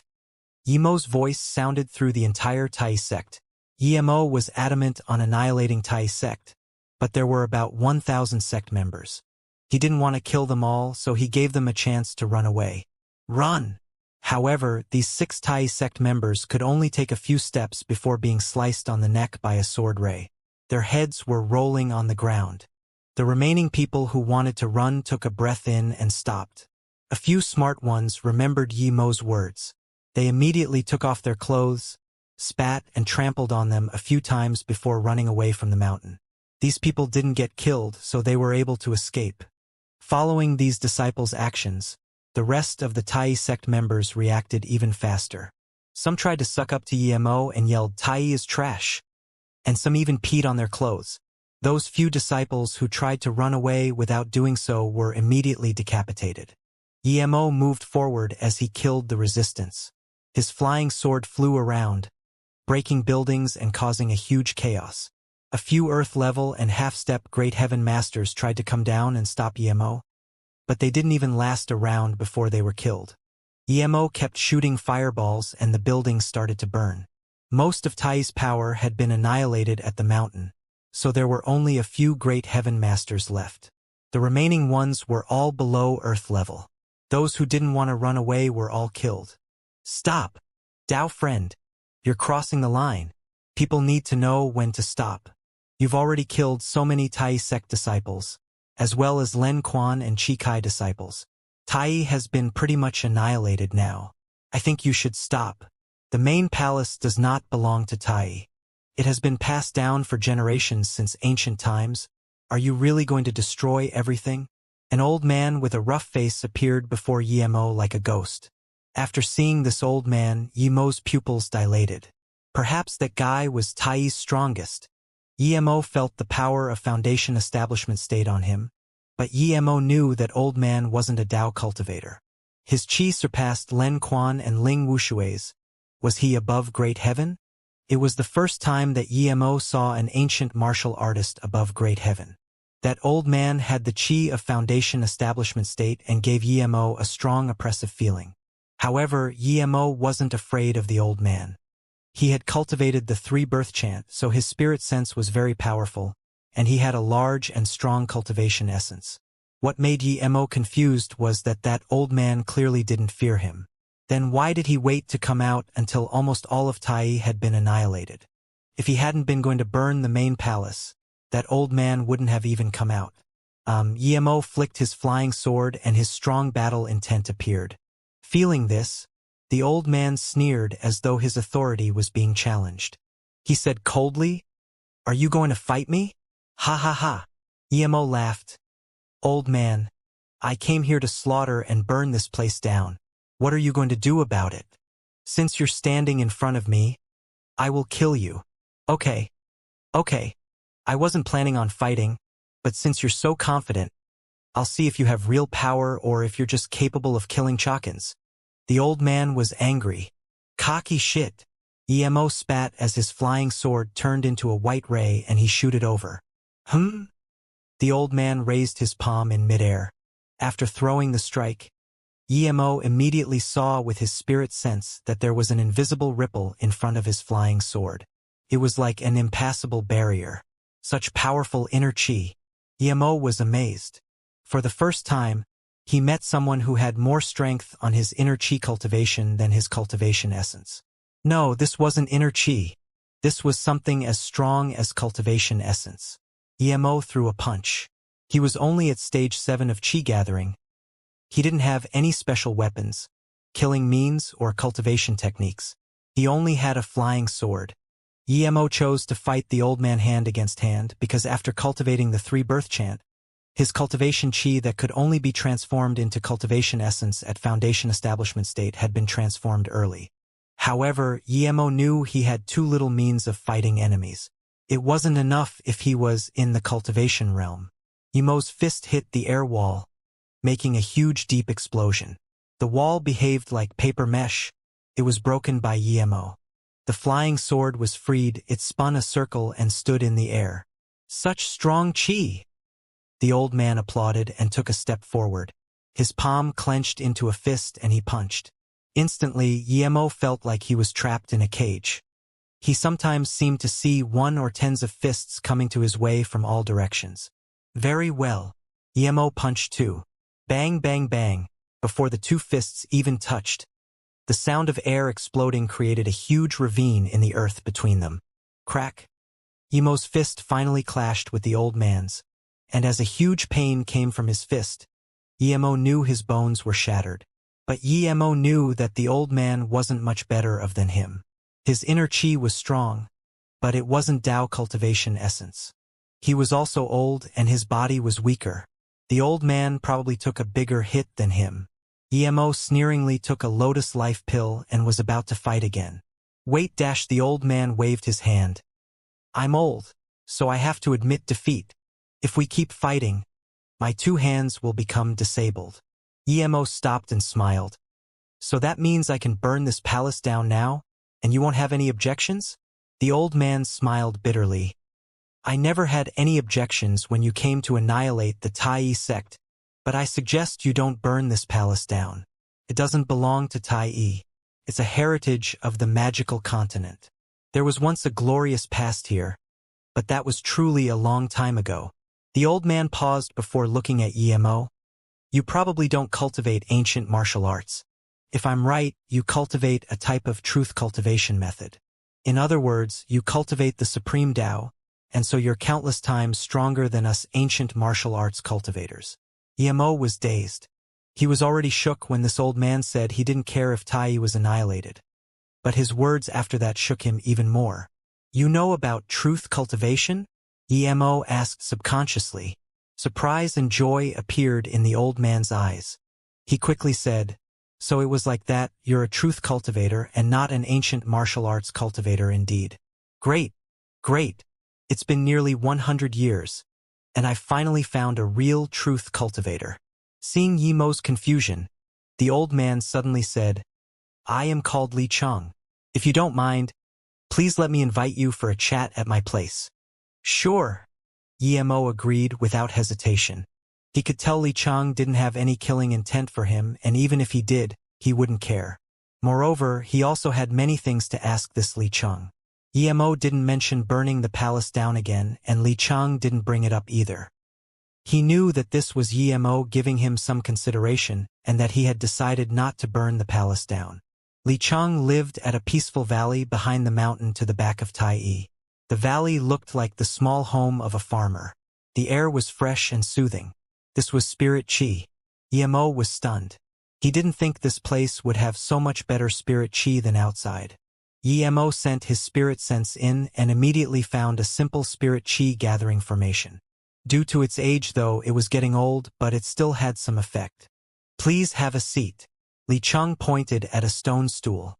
Emo sat down and Li Chang went into a different room. He brought out 2 cups of milky white liquid and gave one to Emo. Emo took the cup and smelled it.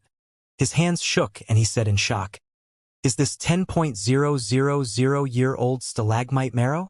Li Chang sighed. "As I thought, you know what it is." Emo almost cried. How could he not know? This was worth a fortune in the cultivation realm.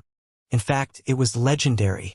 A stalagmite marrow pill was much better than a lotus life pill, but people rarely used it to cure wounds as it had a more important use, which was to make the 5 essence pill. The 5 essence pill's value was unimaginable. Even on Luo Yu continent, it was but something of legend. It was a pill that could give birth to a spirit root. In the cultivation realm, there were only 5 types of herbs that could give spirit roots. And those who had a spirit root already could get their spirit root upgraded when they ate the 5 essence pill for the first time. Such a precious thing was drunk as water by this old man. Emo wanted to cry. Seeing Emo dazing at the marrow, Li Chang went inside and carried out a 5-liter bucket and gave it to Emo. "This is all the 10,000-year stalagmite marrow, as you called it, I have. I have got no use for it, it's yours." Emo took the bucket shakily.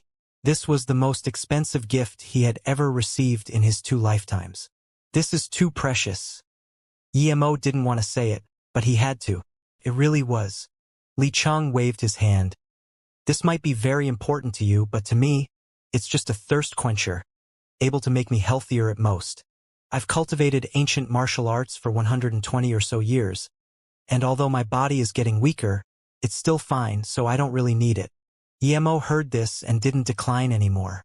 He took all of it, including the cup he was given, and put it into his storage ring. Spatial ring, such things really exist. Li Chang was also quite shook, but not really shocked to oblivion. Then, Emo gave a lotus life pill to Li Chang. "Li Qinbei, this pill isn't worth even 1/10,000th of the 10,000-year stalagmite marrow, but it can cure all non-soul related injuries. It's yours." Okay, that is useful to me." Li Chang took it without hesitation. Emo saw this and asked again, "Li Qinbei, I've been here for some time now. How come other people don't know the truth about cultivation, but you do?" Li Chang sighed. 100 years ago, I wasn't even 30 when I reached the Earth-level peak, and when I was 1 step away from what they now call the Great Heaven stage, I could easily kill Great Heaven Masters. Because of this, I was cocky. Then the Hidden Sects tournament came. I represented Tai and beat more than 10 Ice Lake and all Heaven Sect disciples and helped Tai achieve the special grade Hidden Sect ranking. Due to this, I was named the youngest elder in the sect, the only elder who hadn't reached Great Heaven yet. Emo nodded. To reach the Earth-level peak before 30, this was genius indeed. No wonder he could help Tai achieve the special grade Hidden Sect ranking. But Li Chang shook his head and said with a reminiscing tone, "This place here was originally the base of a small sect, but after Tai became a special grade sect, they took this place over. I didn't like abusing the weak, so I wasn't happy.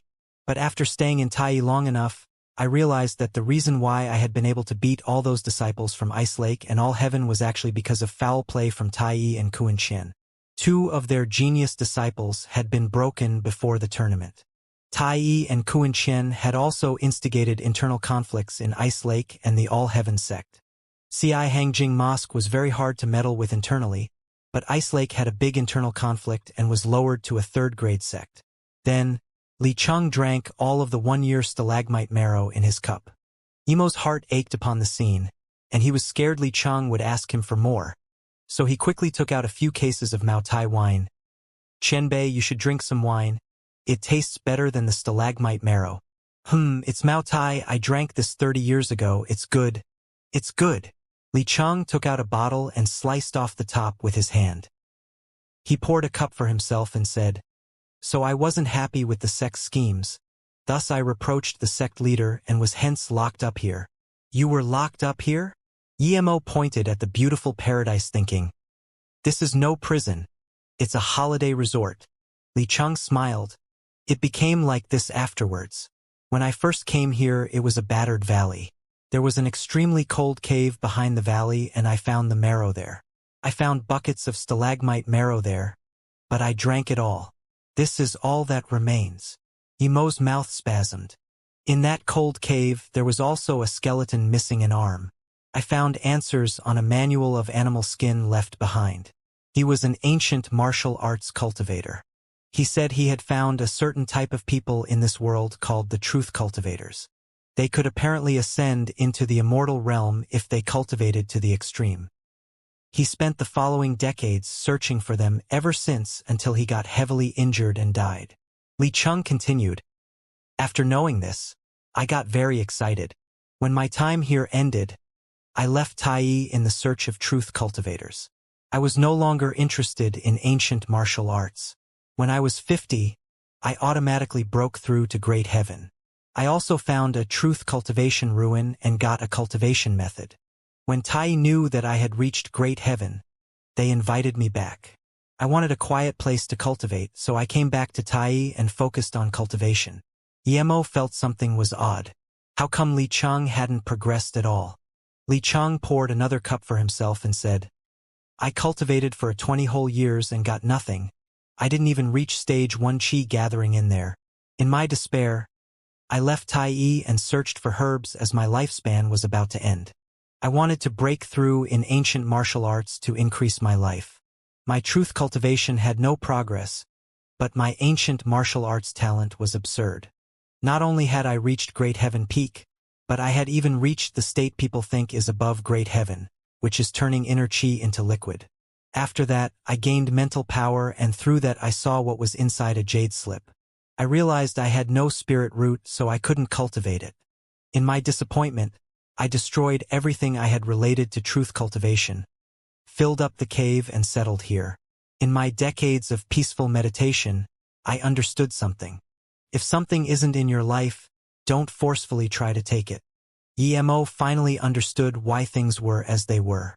He knew that the stalagmite could be made into the 5-essence pill to create spirit root, but he didn't say it because he couldn't make it with his current power. He would probably have to wait until foundation establishment state. Instead of giving Li Chang false hopes, he might as well not saying anything. If he reached foundation establishment state and Li Chang wasn't dead yet, he would give him a 5-essence pill. However, Emo suddenly thought of something. If Li Chang had cultivate ancient martial arts that rapidly, he should have had spirit root. How could he not have it? Emo poured a cup of wine for Li Chang and asked, "Li Qianbei, I have 2 questions I want to ask. First, since you're from Tai sect, why didn't you stop me from annihilating Tai? Second, I want to know why there is such a huge difference in between great heaven martial artists." Li Chang smiled. "I didn't like what Tai did to me in the beginning. Also, in my journey I met Master Tianze. He had an unparalleled fortune-telling power. He told me that Tai would only have 100 years of fortune. 100 years later, Tai would cease to exist. So I knew when you came that Tai's time was up." Emo was shook. Was there really such person in the world? Xiaoyun also had a fortune teller who told her grandpa that her husband's surname would be Yi. It was too accurate. There were fortune tellers in the cultivation realm too, but no one who could be this specific. Li Chang continued, "As for the great heaven issue, there are many ancient martial artists, but there can't be more than 10 that truly understand great heaven. To be precise, I've only barely reached great heaven. A long time ago, the hidden sect's ancient martial arts were divided into 4 levels: yellow, black, earth, heaven. Only those who surpassed heaven's state were great heaven. But these few hundred years, There was barely anyone who could reach great heaven. Not one in 100 years. The faith in ancient martial arts started to decline, so people started to remove the level heaven and just called it great heaven. Hence, after you break through earth-level peak, it's not heaven level but great heaven. Emo finally understood. It seemed his conjectures before were right. Li Cheng continued, I also found some similar records when searching for truth cultivation ruins. I realized that I was heaven level, not great heaven. So I came back and tried to reach great heaven. Due to each sect having different ways of reaching heaven level, this created some differences in power. Some think great heaven is unblocking the Ren and Du meridians, some think the formation of Qi is great heaven. But only when one attains both it is truly heaven level. Turning inner Qi into liquid and gaining mental powers is a true great heaven ability. However, there are rarely such heaven levels among the hidden sects. Most of them only can form a Qi. Emo nodded. It seemed Ren Pingchuan's understanding of the system was right, but he had neglected heaven level. Emo talked with Li Cheng for the whole night before leaving the next morning. He wanted to teach Mo Yushin a lesson, but didn't find him. Then Emo went to Gemini Sword Sect. 3 days later, news spread out. Because some big sects had ganged up on the mysterious powerhouse Emo. He had said he would visit them one by one later on. And he did so indeed. It was considered the biggest hidden sects disaster of the century. On May 13th, Tai was annihilated and it became a part of history. On May 14th, first-grade sects Gemini Sword Sect, for Wind Valley and Crystal Sect were annihilated. The second-grade sects Alliance Fist Hall, Extreme Weapons Sect and another 8 sects were annihilated. On May 15th, the first-grade sects Forgery Hall and Rainbow Sect were annihilated. Moreover, the second-grade sects Fusion Fist Sect, Tong Sword Mountain and 4 others were also annihilated. 7 more third-grade sects were annihilated too. On May 17th, Kuan-Chen Sect had all their sect members go out to greet Emo and give him countless gold coins and herbs. They expelled the missing Ling Wushui. Emo accepted these gifts and let Kuan-Chen Sect go. Taking Kuan-Chen as an example, other sects who participated in the attack also did this. Emo for some reason accepted it all and didn't keep annihilating sections. A catastrophe that had swept through the entire hidden sects had been calmed just like that. Those fearful hidden sects disciples became very careful with their actions and all the sect leaders breathed at ease. However, the surviving sects made new rules. One of them was that those who offended Emo would be killed. But that rule was unnecessary. Who would go look for trouble with the number 1 master of the hidden sects? You should be praying that he didn't come look for trouble with you. At this moment, Emo was under the mountain of Ci Hang Jing Mok. He hadn't stopped because of the gifts, he was just sick of the slaughter. Xiaoyun was missing, so what if he annihilated the entire hidden sects? He had come there today to kill Jiesun, not to annihilate the entire sect. He was sure that those nuns couldn't kill a great heaven master, so he had to kill her. Is it young Hero Yi? An old voice sounded and a nun quickly came up to Emo. Emo was dazed. This title was a first. He didn't mind the nuns there due to the Luoxian sisters. I'm Jiexian. Young Hero Yi, are you here for Jiesun? The nun asked amicably. Emo knew that the reason this sect had left the attack was due to Jiexian. So he was grateful to her. Yes, I came to kill Jiesun. Emo didn't hide his killing intent. Jiexian was dazed. However, she quickly reacted and said apologetically to Emo, we weren't able to capture her that day. She ran away. I need to thank you, young Hero Yi. Emo was dazed. I came here to kill people, but you're thanking me? Jiexian smiled. Young Hero Yi went to search for our sect member Luo Xian to the Xianxia cliff. I'm thanking you for this. Emo realized that their sect's people also had gone to search for Luo Xian. Luo Xian is my friend. Of course, I need to go look for her when she is missing, Emo said despondently. Jiexian nodded. Jiesun crossed the line. She attacked a core disciple. Emo sneered. This which not only killed many of my friends in the outside, but she also killed Luo Yin and forced Luo Xian to jump off a cliff. I must kill her personally. Jiexian sighed and said, Luo Xian's master is still searching around the Xianxia cliff. Master Xian, I'll be leaving now. I will come back after a while.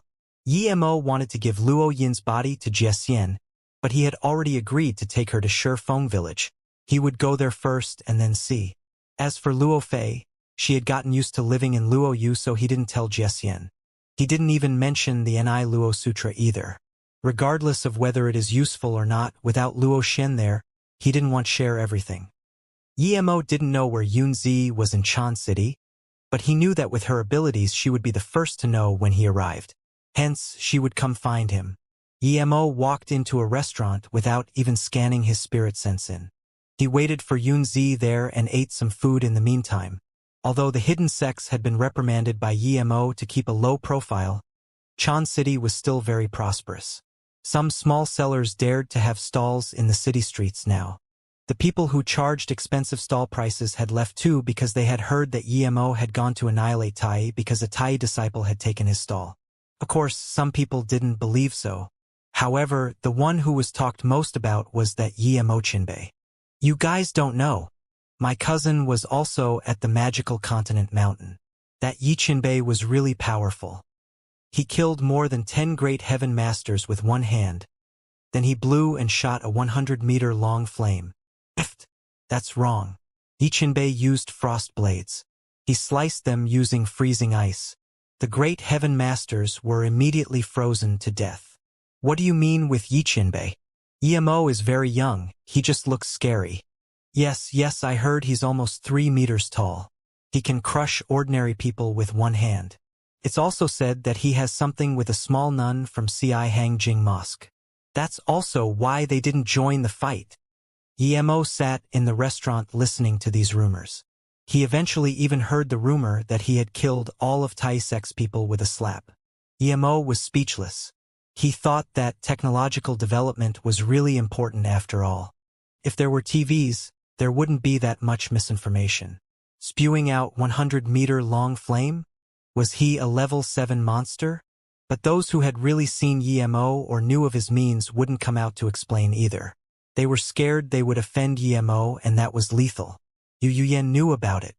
Although Shangqing Mountain had also given Yimo a lot of wealth and herbs, many disciples requested to leave and experience the world, fearing that Yimo would attack the sect. The big sects also feared that Yimo's word wasn't trustworthy, so they allowed this. Yu Yuyan was a disciple who had left to experience the world. Yu Yuyan had heard these rumors and got contemptuous. Yet, at the same time, she thought that if Yimo really had taken her that night, maybe the Yu family could have been the #1 family then. Every time she thought about this, she regretted it. If she had known that Yimo was that strong, why would she even have tried to suck up to that dog-shit martial brother Guan? However, just when she was thinking about this, she saw Yimo also walk into a restaurant. She was shook and immediately looked down. There was enmity between her and Yimo. Would he kill her immediately if he knew she was there? Yu Yuyan didn't dare to look up and tried desperately to find a way out of there. Yimo saw her as soon as he walked inside, but he despised that woman a lot. It affected his appetite to eat in the same restaurant as her. Due to this, Yimo didn't bother waiting for Yunzi. He scanned his spirit sense out and immediately found her in a big meeting room in the Magical Merchant Association's building. He immediately knew why she wanted him to help her. Yimo left the restaurant. Yu Yuyan considered her options for a long while and decided to go find Yimo. Yimo could kill her easily if he wanted to. Instead of hiding, she might as well face up to him. She looked good and was a virgin. Perhaps if he was interested and she slept with him for a night, all would be different. Yu Yuyan got excited and looked up. However, she was dazed. Yimo was gone. In the most grandiose room of the HQ of the Magical Merchant Association, there were many masters. Yunzi and her maid Xiaoling were also there, but their faces looked really bad. There were also 6 men and 3 women. The strongest was already at Great Heaven, but of course, not the same Great Heaven that Li Chang had mentioned. Elder Li Pei, you're our Magical Merchant Association's Great Heaven Elder.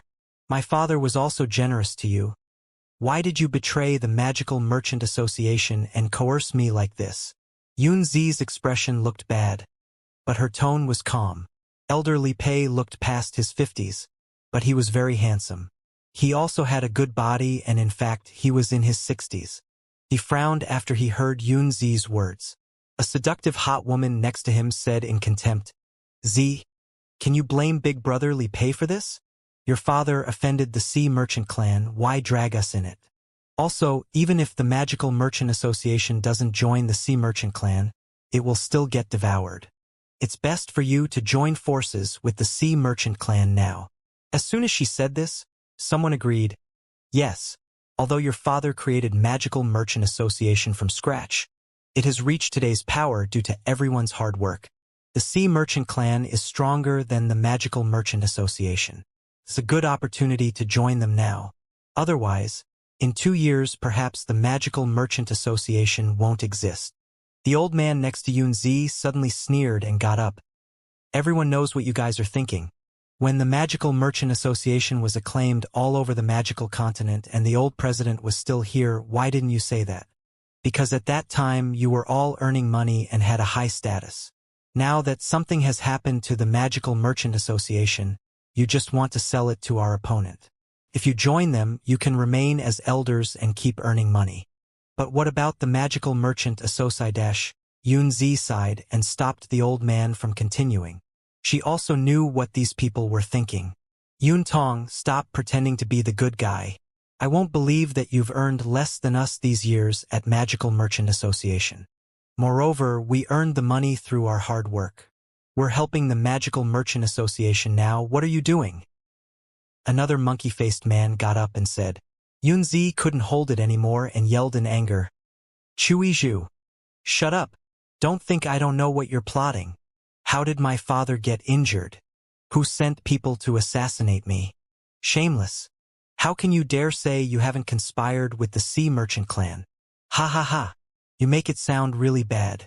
It's not conspiring, it's called cooperating."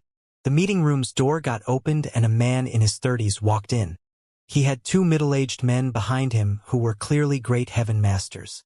"Feng Zhuping? This is the Magical Merchant Association's meeting room? What are you doing here?" Yun Zi was shocked. However, she immediately understood what was going on. Feng Zhuping was the young master of the Sea Merchant clan. The fact that he was there meant that he had conspired with some of the elders of the Magical Merchant Association and decided to be public about it. "Young Master Feng." Some people greeted him as soon as he came in. Yun Zi saw it clearly. Out of the 9 elders, 7 of them got up and greeted Feng Zhuping as though he was a VIP and not some unwelcomed guest. At the same time, it also meant that only Elder Feng and Elder Mang were still on her side. Feng Zhuping smiled and didn't sat down. He studied Yun Zi and said slowly, "Yun Zi, Goddess Zihua, such a big name, and you look a lot prettier than before.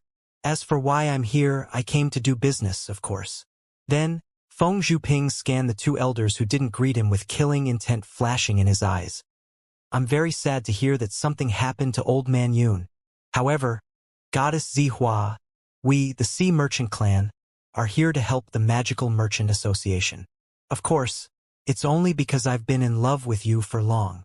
"You shit. Don't make me disgusted. Just by looking at your dad's character, I can tell you think I don't know what you're here for? Piss off. This is the Magical Merchant Association's place. Stop acting cocky here." One of the 9 elders got up and spat. "Crush this annoying fly for me." Feng Zhuping sneered. One of the middle-aged man behind him had already charged at the man who had just spoken and casually punched him.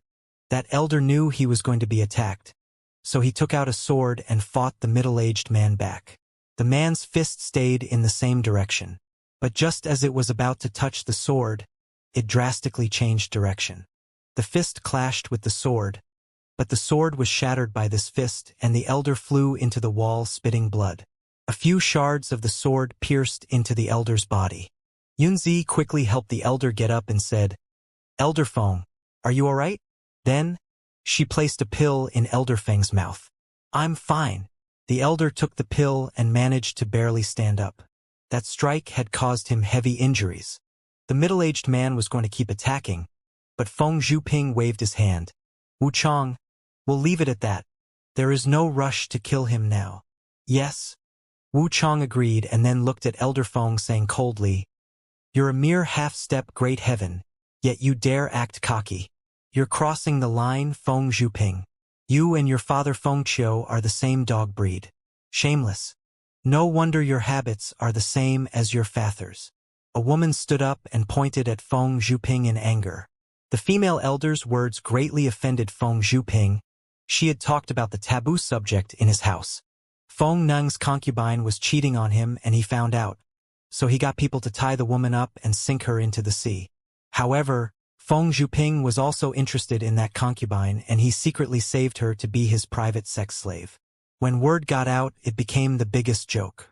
So, he immediately ordered, Wu Bai, kill her. Wait, you can't kill here. The reason I'm still at Chan City is because I'm waiting for Brother Yi. If you dare to kill here, when Brother Yi comes, your sea merchant clan will become history. Yun Zi got up. She couldn't allow her only remaining elders to be killed. Ha ha ha. Feng Zhuping laughed. You two are intimate indeed. Is he your fuck buddy? Looks like Goddess Zi Hua only puts up a sacred look, but in your bones, you're a slut. If you want a man that much, I can satisfy you later. Feng Zhuping suddenly stopped laughing and said coldly, Brother Yi? Even if your ancestor Yi comes, I will still kill whoever I want to kill. Make my sea merchant clan become history? I want to see how it becomes history.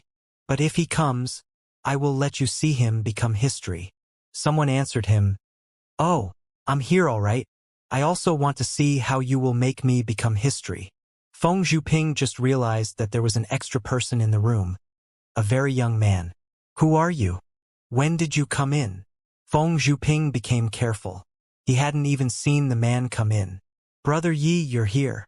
Yun Zi's joyful and surprised voice sounded. Feng Zhuping's expression sunk. So you're that Yi guy. Yemo smiled. That's right. I just heard you want to make me history. So I came. Feng Zhuping hadn't gone to the magical continent mountain. He had heard news of what happened there. But he didn't know Yemo and didn't know that Brother Yi was Yemo. If he had known Brother Yi was the one who had massacred the magical continent mountain, he would have never come there. Even Len Quan, Ling Wushui, Chi Kai or any of them could have annihilated the sea merchant clan, much less the Yemo who had killed them. Feng Zhuping sneered. Wu Chong, cut off his ligaments. I need to observe Brother Yi closely. Yes. Wu Chong answered and charged at Yemo. He just reached his hand to Yemo's neck assuming that someone this young was at most black level. But before Wu Chong arrived, for wind blades flew over. Wu Chong was at heaven level and Yemo didn't intentionally hide his wind blades. So he immediately noticed it and was shook.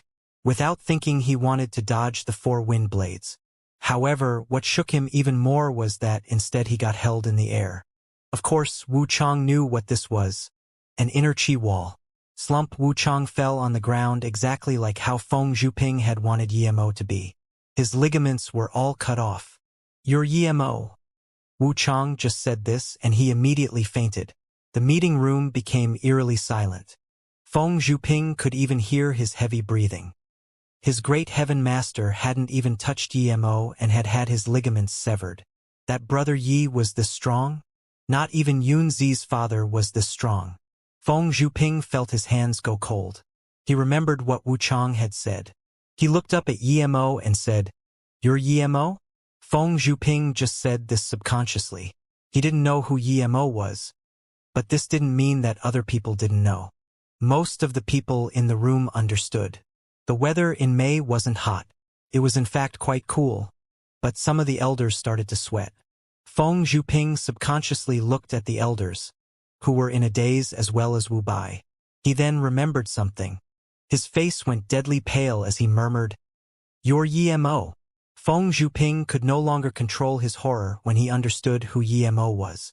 He knelt down in a thud and couldn't speak at all. At this moment, he understood it was completely different seeing people get killed and getting killed yourself. Wu Bai was also shook. Although he was great heaven, Wu Chong was a bit stronger than him.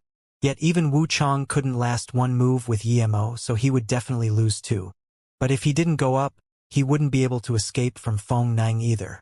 When he saw Yemo turn back without looking at him and Feng Zhuping, he thought, I'm going to die either way. I might as well use this opportunity to sneak attack Emo.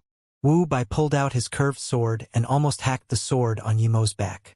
Just when Wu Bai thought he was going to succeed, Emo punched out without even turning back. The fist wind happened to land right on Wu Bai's dantian. It destroyed his dantian and Qi Si immediately. Wu Bai fell down on the ground like a leaking balloon. At the same time, his heart went cold. He knew he was over. Although he hadn't died, he was an ordinary person now. I won't kill you. You can bring this young master's head back for me. Yemo's words made Wu Bai shiver. He knew that this was the same as being killed. Yichinbei, I didn't think your glorious presence was here. This Wanbei is Magical Merchant Association's elder Chu Iju. The Sea Merchant clan has been oppressing us Magical Merchant Association, and I've long since wanted to resist. Since Chenbei is here to uphold justice. Wanbei a monkey-cheeked man walked out and bowed to Yemo, but he was stopped by the other female leader. Chu Iju, how are you so shameless? Who just said that the Magical Merchant Association was about to be annihilated? Who just said that the Magical Merchant Association might as well join the Sea Merchant clan? Elder Mang, how could I be someone like that? I've long since disliked this Feng Zhuping. Chu Iju argued without even blushing. Then he went up and kicked Feng Zhuping. Feng Zhuping didn't dare to move. Yemo sneered he wasn't dumb. When Chu Iju walked up to kick Feng Zhuping, he didn't really dare do anything to him. He was just declaring his loyalty to Yemo. Yet at that moment, Yemo shot a beam of qi onto Feng Zhuping's vital points nonetheless. As soon as Chu Iju kicked young master Feng Zhuping, the young master fell dead to the ground. This not only shocked Chu Iju, but also the rest. They could tell he wasn't trying to kill Feng Zhuping, yet Feng Zhuping had died.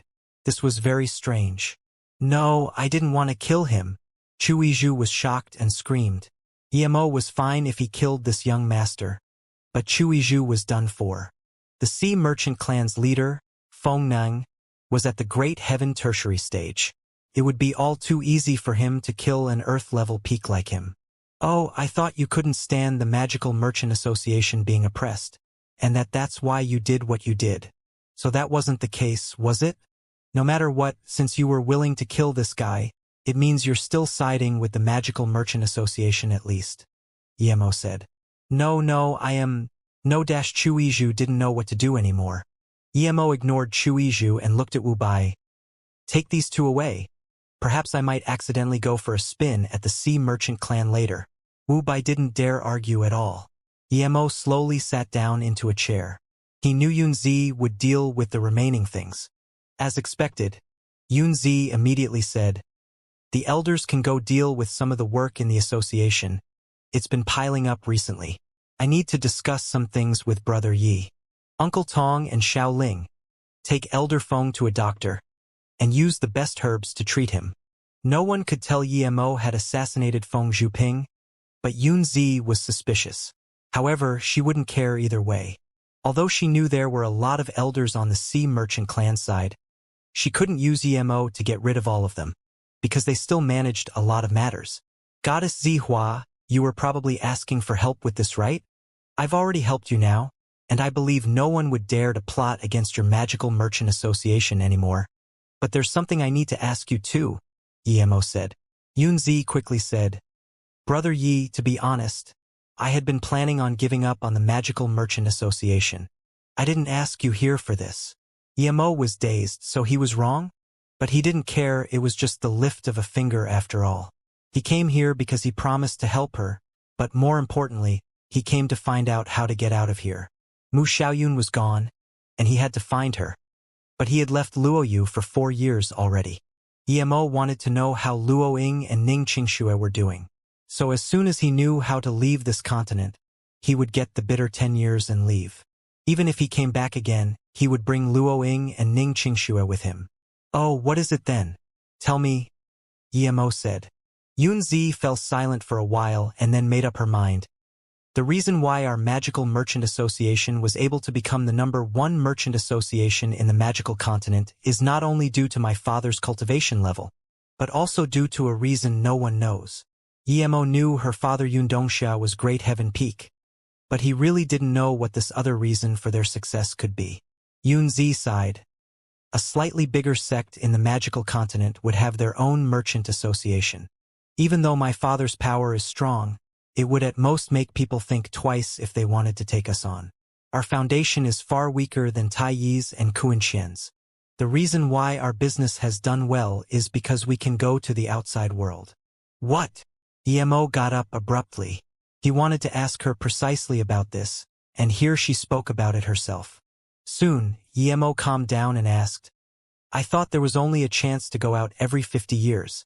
Even if you forcibly go out, it's every 20 years. Right? Yunzi looked at Emo in surprise and quickly explained, what you mentioned is a secret kept by the big hidden sects. But our Yun family knows a place that allows you to go out once every year. Seeing Emo's strong interest, Yunzi spoke more carefully. My grandfather discovered the place accidentally, but you need chi stones to go out. And those who go out have to wait a month before coming back using the same way. Emo thought it might be a teleportation formation. Yunzi continued. After my grandfather found that place, he didn't find out why it could let us go out. Later on, however, my father researched large amounts of ancient texts before realizing that it might be a teleportation formation. But he wasn't sure either, and it was a too complicated matter, so he stopped his research. Nonetheless, he used that secret to bring in lots of products from the outside, and that's how our Yun family's merchant association got so big. So that was how the Magical Merchant Association began. Emo admired Yun Dongxia's business brains. Yunzi continued, but we can't take too many things at once using the teleportation formation, and only one person can go out each time. I have always wanted to go out, but father didn't feel it was safe, so he didn't let me go. Each time, it is only a Yun family member that is allowed to go through there. The person also has to be absolutely reliable. Only father, I, and a few elders of the Yun family know. Then, Yunzi looked dejected and said after a long while, for years ago, someone from the Yun family went out but didn't come back when 1 month had passed. All our Yun family people have great self-control. They wouldn't be enticed by the luxurious world outside. My father knew deep down inside that something must have gone wrong, but he would rather believe the person was just held up by someone. Then 3 years ago, the Yun family sent out another person, but 1 month later, he also didn't come back. My father knew something must have happened to the formation, so 2 years ago he went there himself, but there was no news of him either. He didn't come back after 1 month. Emo understood now that since these elders and sea merchant clan members knew that Yun Dongxia went missing, they started to scheme for the Magical Merchant Association. But even if the people outside knew about the teleportation formation and started capturing people who went out from it, they wouldn't be able to stop Yun Dongxia. A great heaven peak would slaughter everyone outside. Yixing thought about how he came here 4 years ago. Was it due to the way in which he came here that damaged the formation? Yunzi said despondently, 3 months after my father left, that teleportation formation exploded, and only a pit remained. Yunzi looked up at Emo and said, Brother Yi, I know you came from the outside, so I want to ask you to help look for my father after you go out. If possible, help my dad come back. I don't have anything that I can give you, I only have my looks. If you don't mind me, I'm willing to be your servant. Then, Yunzi wanted to kneel down in front of Emo. He quickly stopped her. I want to know how you know I came from the outside. Emo wasn't interested in having her as his servant. She wasn't his type. Moreover, he had too many women already. Yunzi seemed to know Emo was going to ask this. She sat down again and said, a few years ago, a big bearded man bought an earth spirit fruit and 2 sets of chi stones. If I'm not wrong, that person was you, Brother Yi. Before this, you used 500 kilograms of bricks of gold to exchange for gold checks. Those gold bricks were exactly the same shape and weight. Yunzi continued, I know that the technology outside is countless times better than here. Some of the power-generating technology was completely brought from the outside. The bricks are exactly the same, meaning that it was pressed by the same machine. There were also some letters on the bricks, and I know they were English, so I guess these bricks came from the outside. Emo sighed. Ms. Yun, you're right. I come from the outside. But perhaps you didn't expect one thing. I actually came to you to ask how to leave, Yet it seems you don't know either. Yunzi gazed at Emo in shock and then said after a while, Brother Yi, how did you come in then? Emo could only tell her how he came in with Jiesun. Hearing this, Yunzi was greatly disappointed. Emo saw this and said, Ms. Yun, I really do have to go out. Tell me the way the hidden sects go out. Although the formation only weakens every few decades, I can take a look first. If I go out, I will help you find your father. Yunzi heard this and had a little more hope in her eyes. The place they use is Magical Continent Mountain. It has 9 peaks forming a 240-degree fan shape. The middle peak has a huge platform. That's the way out, but it only opens every 50 years, and the time frame it does is 6 hours. It's said that there's a northern 7-spoon star formation that can connect with it. After 3 years, people can come back here through that formation. Emo asked, Is the exit over here also a northern 7-star formation? No, that's only on the outside. The one on the inside isn't, Yunzi replied. Then is there a northern 7-star-like place in here? Emo had to find the northern 7-star formation. If he didn't, he wouldn't have a way to find the bitter 10 years, and without the bitter 10 years, he couldn't reach Foundation establishment state. Yunzi frowned and then shook her head. No, I've never heard any place in here that has the northern 7-star formation. Emo sighed. It seemed it would be quite hard to find where the bitter 10 years grew. Yunzi took out a map and gave it to Emo. This is a map of the magical continent. It isn't absolutely complete, but it has 90% of the places, so hopefully it be of some help to you.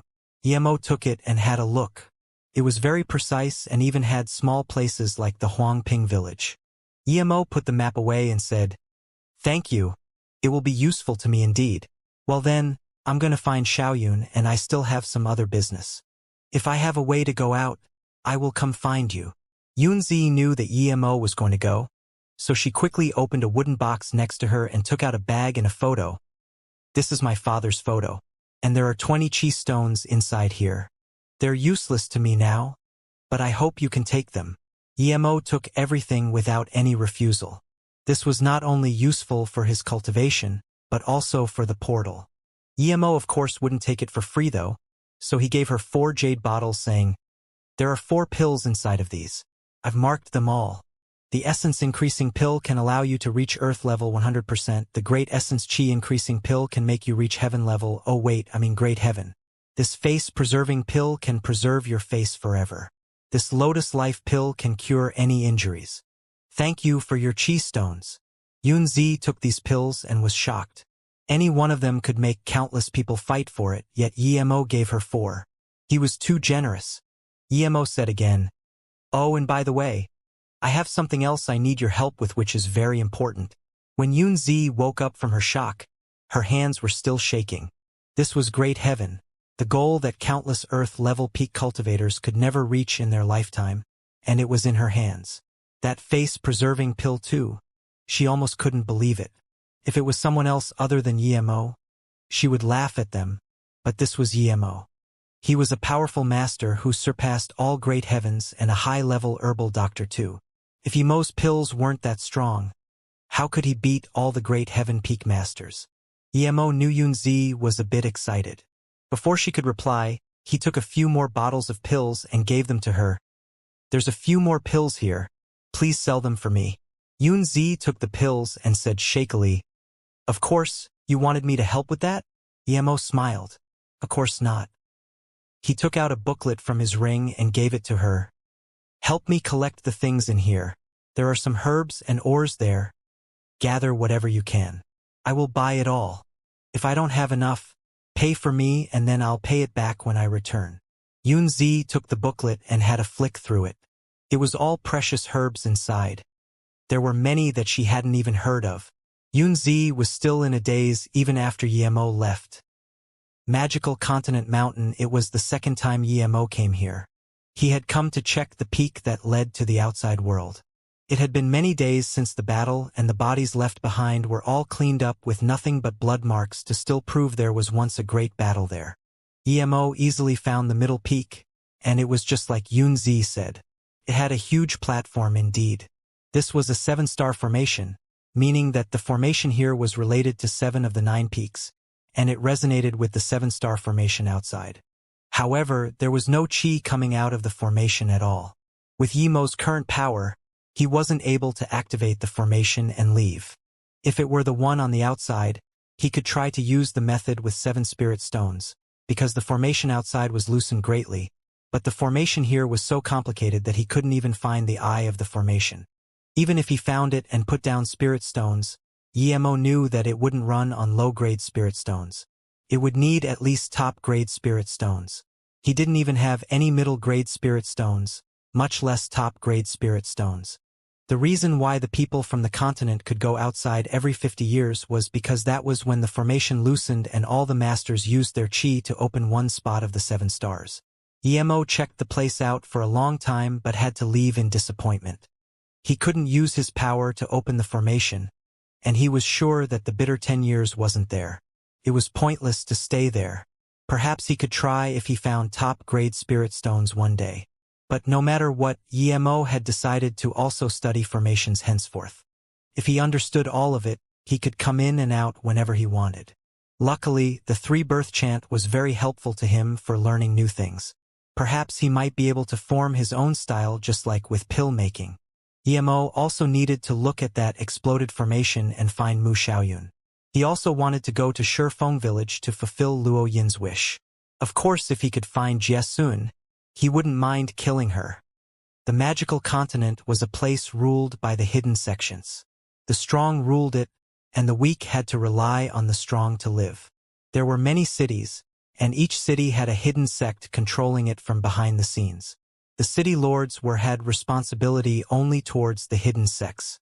The main way for the cities to communicate was through merchant associations and merchants. The best career paths were to go to the hidden sects and then slightly below that to do business. Although hidden sects controlled the cities, in order to get more support, they would also have their own merchant associations.